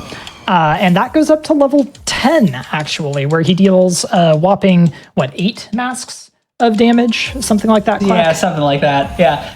Level 10 Grey Prince Zote is unbridled chaos. Because even his walk is so fast. We'll talk. Grey Prince Zote is not a terribly long fight, and I know Math and I have been hyping it up for basically 2.5 hours at this point. As we should, is the best boss. But we're almost there. We got a couple of little interstitial bosses that are some of the hardest bosses in the game to deal with before we get there. First up is Soul Tyrant, the Dream Boss version of Soul Master. So it's back to Sanctum. Yes, indeed. And I do need to come back down here. Finally, we're going for Soul Tyrant. Again, we've been to Sanctum not once, not twice, or no, not once, but twice in this. And this is the 3rd time we're finally going to come here in order to finally finish this one out by killing Soul Tyrant, the dream version of the Soul Warrior. We use this little shortcut that we actually opened before. You can go through the floor there if you're sneaky. And that's what we do. So this is a pretty quick return. I will get that soul, and then we'll go into the fight. This is another fight where we really do want Shade Soul and Shriek, both of them very, very useful here. It's very long regardless. Yeah, and so in keeping with the tradition of Dream Bosses being souped up versions of their base boss, where Lostkin was sort of the technique boss with the spawning ads, and White Defender was the health boss with the never staggering. Soul Tyrant is the speed boss. He spawns more orbs. All of his attacks come at you much, much faster. He's also not too shabby in terms of the health pool, but his random teleports can be chained together a large number of times. I don't know the exact maximum value, but it's instant cross-map teleports into shooting orbs at you, and it can really make the fight drag on. Fortunately, this is a pretty good pattern, yeah. Yeah, got kind of lucky with most of that. I definitely played it poorly in the middle, but yeah. Yeah, and Phase 2 of Soul Tyrant is exactly like Phase 2 of Soul Master. It's just that everything is like twice as fast. Are you not dead? Wow. Jeez. I honestly was surprised there. That was a little spicy there. It is possible to soft lock if you hit the boss at the same time it hits you. Finish off the boss at the same time it hits you. Really? I don't think I've ever had that. Stuck in the screen forever. But we're through with that. Math is also now done collecting essence. You need to collect 1,800 essence in order to get the Awoken Dream Nail, which we need to complete the true ending of the game. There is additional completion percentage locked behind having 2,400 essence, which is what all of these bosses are there for. But it is just completion percentage, so while 112% will get it, Pantheon 5 boss order does not care. So this will mostly matter because you'll see Math quit out from some bosses without actually picking up their essence at the end of this run here. And we are going back to Kingdom's Edge for truly, for real, actually, I swear, the final time to finish off Markoth. Yep, every time we think we're done, we aren't really until now. Now, this is finally the last time we'll be here, and we're going to finish off Markoth. Markoth, as you know in Pantheon 5, if you've played it at all, is one of the hardest bosses, actually, because he doesn't have a floor. Luckily, we don't have to face such limitations here, and Markoth is very floorful. That is what we like to see. I love it when my bosses are floorful. Same. But yeah, but Markoth is another contender for like most aggressive nail scaling in the game. You've seen Matt put fully 2.5, maybe even 3 shrieks into him, and he is still standing. But that is a dead Markoth. That is Markoth, friends. It's a pain. So yeah, I don't need to sit around and wait for the essence, so I can actually just quit out. Oh, it's not a quit out. I always forget. It's a dream gate here. It's fine. We're doing fine. We're doing fine. Yeah. So yeah, that really isn't too bad because we already have as much essence as we need, and we actually dreamgate directly back to the seer to go pick up our awoken nail. Yep, so at this point, we are technically in the Grey Prince Zote split, which is good because it means we can vamp by talking about how awesome Grey Prince Zote is, but this is really the cleanup phase of the run. Math has awoken Dreamnail now, so we are going to finish up the Grim quest to make sure we can fight Nightmare King Grim later. We're going to finish up the Void Heart quest in order to be able to get the true ending, because at this point, all of the bosses remaining, we've got Grey Prince Zote, Failed Champion, Nightmare King Grim, and then the end game, are all in or very close to Dirtmouth. So we're going to do all of the remaining cleanup and then head back to town to finish things. So first up, I believe, is White Palace, yes? Or are we doing Grim stuff first? White Palace first, Grim stuff afterward. So we are going to swap Heart for Dashmaster here. And then we're going to go do White Palace. So this is, like Quack was saying, basically the cleanup phase here. White Palace is probably the longest bit of that cleanup, but with the Grim Quest in there too, there's quite a lot. So this split for me is about 12 and a half, 13 minutes long. So it's a very long and painful split. We still don't have D-Dark. I'm still not used to it. It's fine. Yeah. But White we get to Palace, do a of lot course, of fun stuff. Somewhat infamous for being a major bump in difficulty in terms of platforming in this game. A lot of the game doesn't ask that you care about your platforming precision in quite the same way as White Palace, and obviously especially Path of Pain, which I know Chad has alluded to. We won't be seeing that in this run, but that is the special hidden extra souped up challenge area hidden away in White Palace. But yeah, it's a big jump. Fortunately, there are a lot of very, very cool pieces of speed tech, some deliberately included by the devs, and some that are just the ingenuity of the speedrunning community. And the movement in this, sticky corner. Yeah. The movement in this is very, very pretty, in my humble opinion. Yeah, I really love White Palace done well. Unfortunately, y'all will have to see me do White Palace tonight, which is not quite as pretty, but it's still pretty good. It's nice. I like White Palace a lot. Runner calls their own run bad. In other news, water remains wet. So true. So yeah, there's 2 main sections to the middle of White Palace. There's the left side atrium, which has one big skip here, where you go underneath and do a little C-dash over here. And we will see another big skip in the right side atrium, which also skips a pretty large segment of that. So yeah, major skips, and it makes it not quite as bad. This room is still the absolute bane of my existence, and I have died here in the past because these saws are nightmare, but it's fine. I think I was walled here casually for that saw blade gauntlet for fully 20 minutes. Just those 9 saw blades or whatever. That is tough to get down. Yeah, I think it's not quite as bad. There's one bit late in White Palace that has sort of spikes moving up and down that we skip entirely, and I am very grateful that we do, because casually that took me probably half an hour at least. It was very painful. But yeah, now we're heading on over to right side atrium. Once again, there's going to be one big skip. You won't see it just yet, but you'll see it in a minute.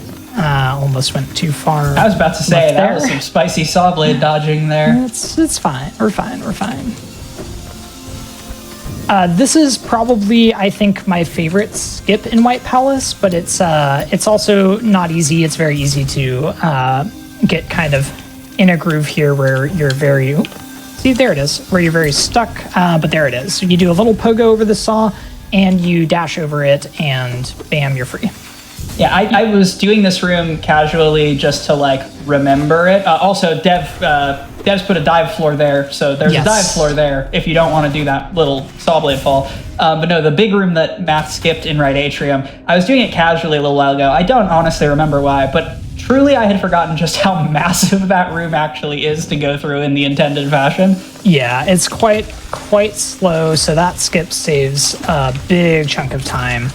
And then we've got one more skip that is not exactly dev intended. I don't know if this is dev intended, honestly. Yeah, the background object is there, but also there's a lot of stuff you're not doing with this. Who's to say? Team Cherry enjoy cool things. I choose to believe it was put there on purpose, but we pogo that lamppost to skip having to go around the right side of this room. Yep. This is just a tiny little skip that doesn't really skip anything, and then we've got one more very much dev-intended shortcut that we're going to use up here. Yeah, nice little breakable This wall is breakable, and that allows us to skip that whole segment. And then we get a little fast cycle here to get through there. So yeah, that's most of White Palace. One final skip before we're done. This one very much not dev-intended, I'm pretty sure, but it's fun. This one can be a bit of a pain. Nope.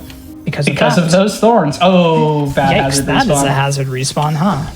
I thought this was a hazard respawn. Did I not sit there? I guess you must not have actually touched the trigger rocks. Yeah. White Palace was going too well. That's true. Had to spice things up a little bit. Exactly. But yeah, that's the last little skip. You can actually get up to that wall, but those thorns tend to cause a little bit of trouble. So luckily we were able to avoid them on the second pass there. So that skips probably, in my opinion, those last two skips there skip the worst parts of White Palace for me casually. But unfortunately we do still have to do that one little saw section, which is currently and will forever be the bane of my existence. Yep, and that's the Pale King. He matters a great deal if you care about the lore of this game, but we're busy speedrunning, so we just beat him up and steal his jewelry. Absolutely. Maybe I should have shown off the nursery while I was here. There's a lot of fun little hidden areas. Yeah. All right. So, yeah, we're not quite done with the true ending quest. We need to turn that King Soul into Void Heart, but nothing is stopping us from doing it right now. Yes. So, you take tram bench here. I was like, where are you going? Yes. Nothing's stopping us except for a little detour to do some Grimkin. So we will be doing the Grim quest right now, and then going and getting Void Heart as soon as we're done with that.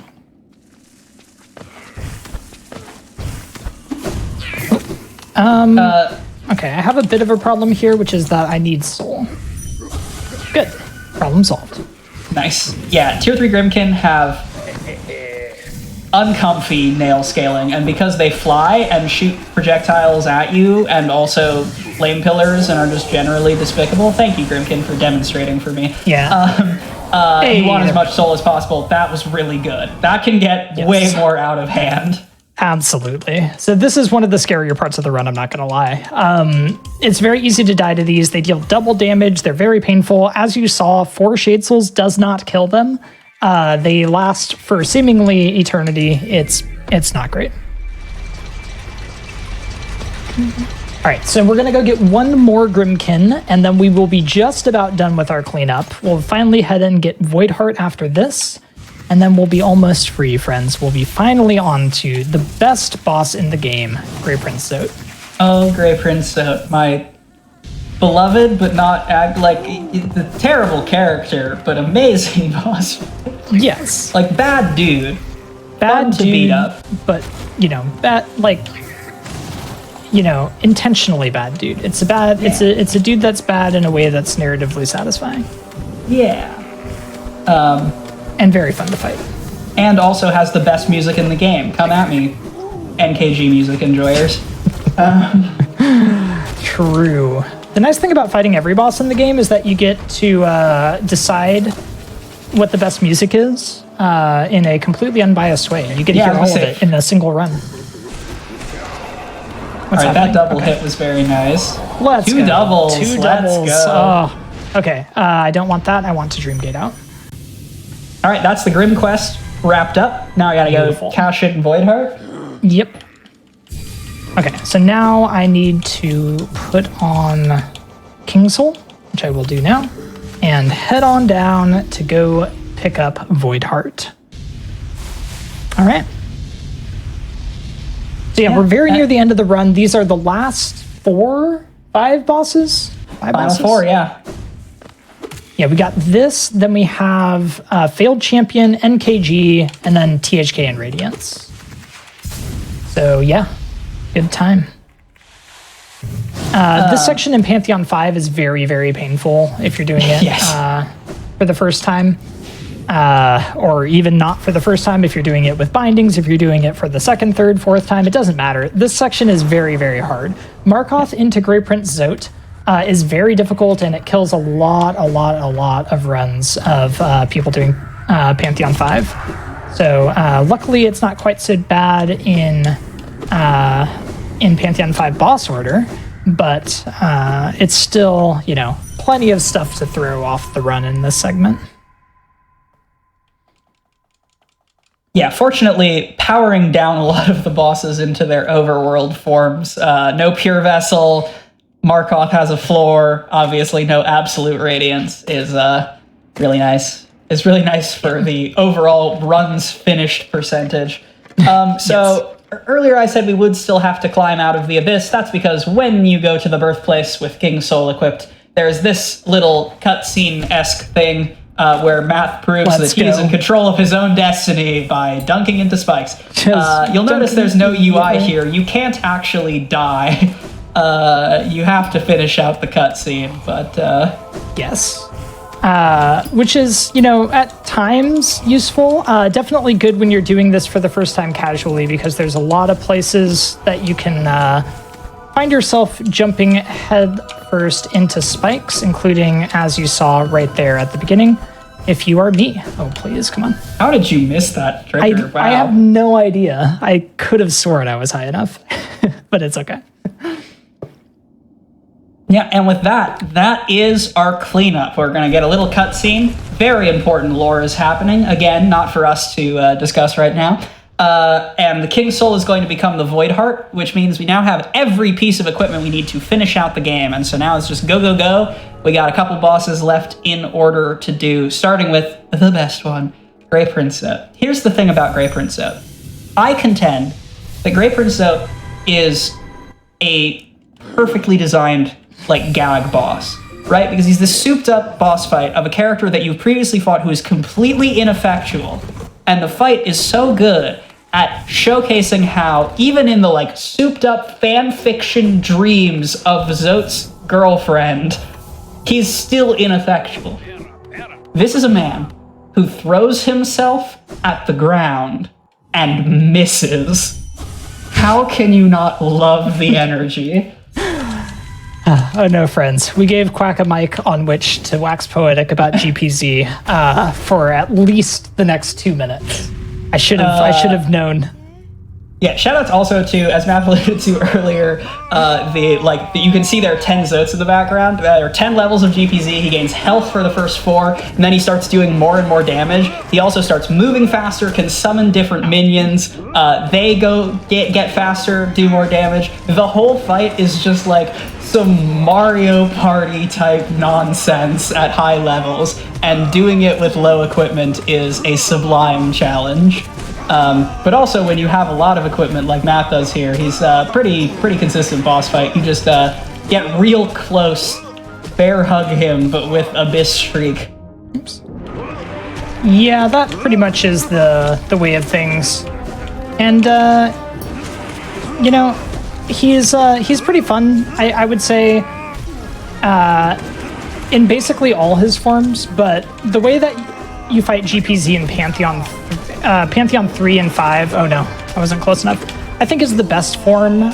It's not a particularly, he doesn't have much more health, but what he does is have his full range of attacks. In this form, where he's in his first level, he only gets one kind of special Zotling ad, and it's probably the easiest to deal with, and that's kind of sad. We want more Zote.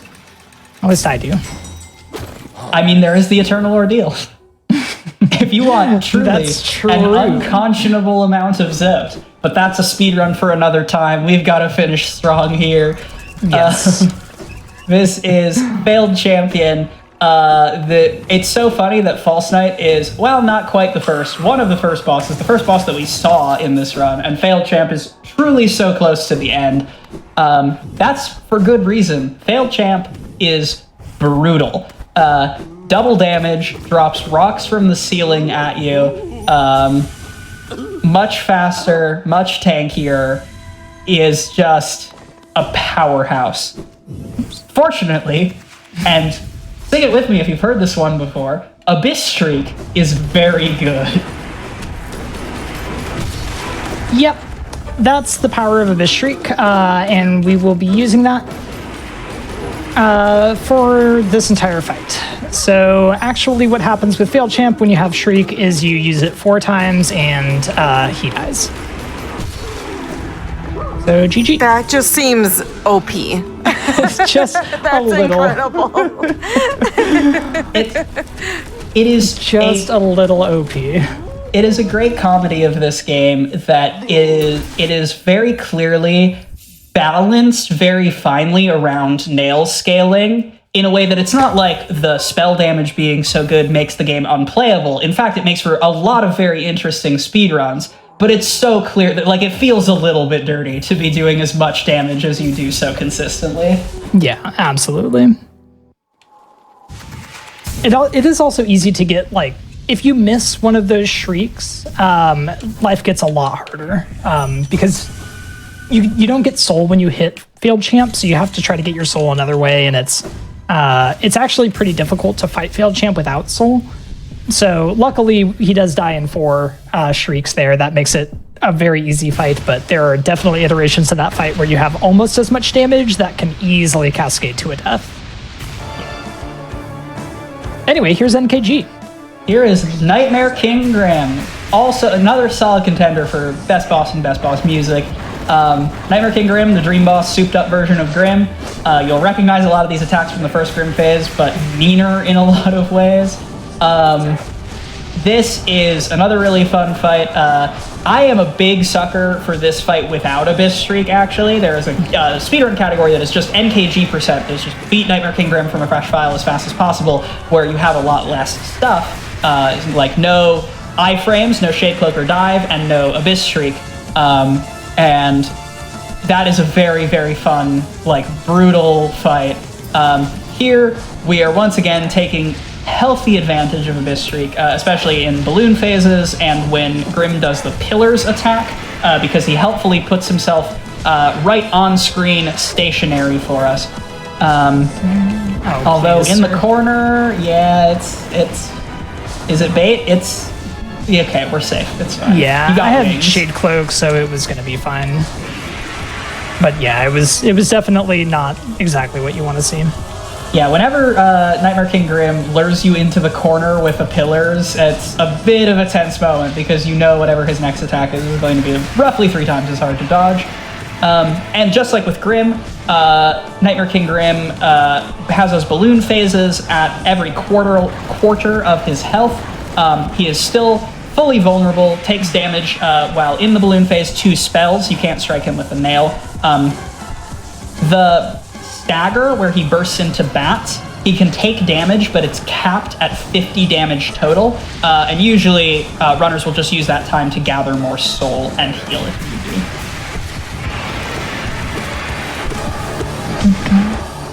Yeah, the 50 damage total cap makes it pretty inopportune time to try to get one. Oh, come on. I thought he was going to die there. 1 hit. All right, fine. Always 1 hit. I was like, it's fine. I'll just go to the corner and we'll kill him before the pillar comes. All right, Matt, checking in on your loadless time. Are we on PB pace here? Yeah, 2 minutes ahead. Haha, you sound so defeated, but I told you so.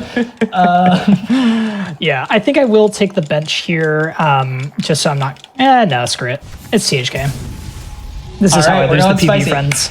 So the final piece of comedy in Pantheon 5 boss order. It's been a long run full of a lot of comedy, but the final piece of comedy is we keep Grimchild equipped. We are still a dutiful babysitter, even in the final fight of the game. Also, that's a funny little animation glitch that Math enjoys going for. I have to show you the helicopter knight, friends. If you hit this cutscene trigger while you're doing a cyclone slash, you become a helicopter, and it's beautiful. Had to go for it. So yes, here we go. All right, last two bosses. It's Hollow Knight and Absolute Radiance standing in for Pure Vessel. Sorry, Hollow Knight and Radiance standing in for Pure Vessel and Absolute Radiance. And it's a pretty honestly, fun. Start that petition right now. If we all write to the devs, maybe they can make it so that if you specifically fight Hollow Knight after doing a P5 boss order run, it takes you to Absrad. That would be incredible. That would be so good. That would also mean you're fighting Absrad with 5, like, basically God Home ending Absrad. Like, 5 masks, nailed 2, it would be worse than God Home ending. Yeah. Like, don't get me wrong, I'd love to see it, but also, start the petition. I mean, hey, I've done all bindings Absrad, it's fine.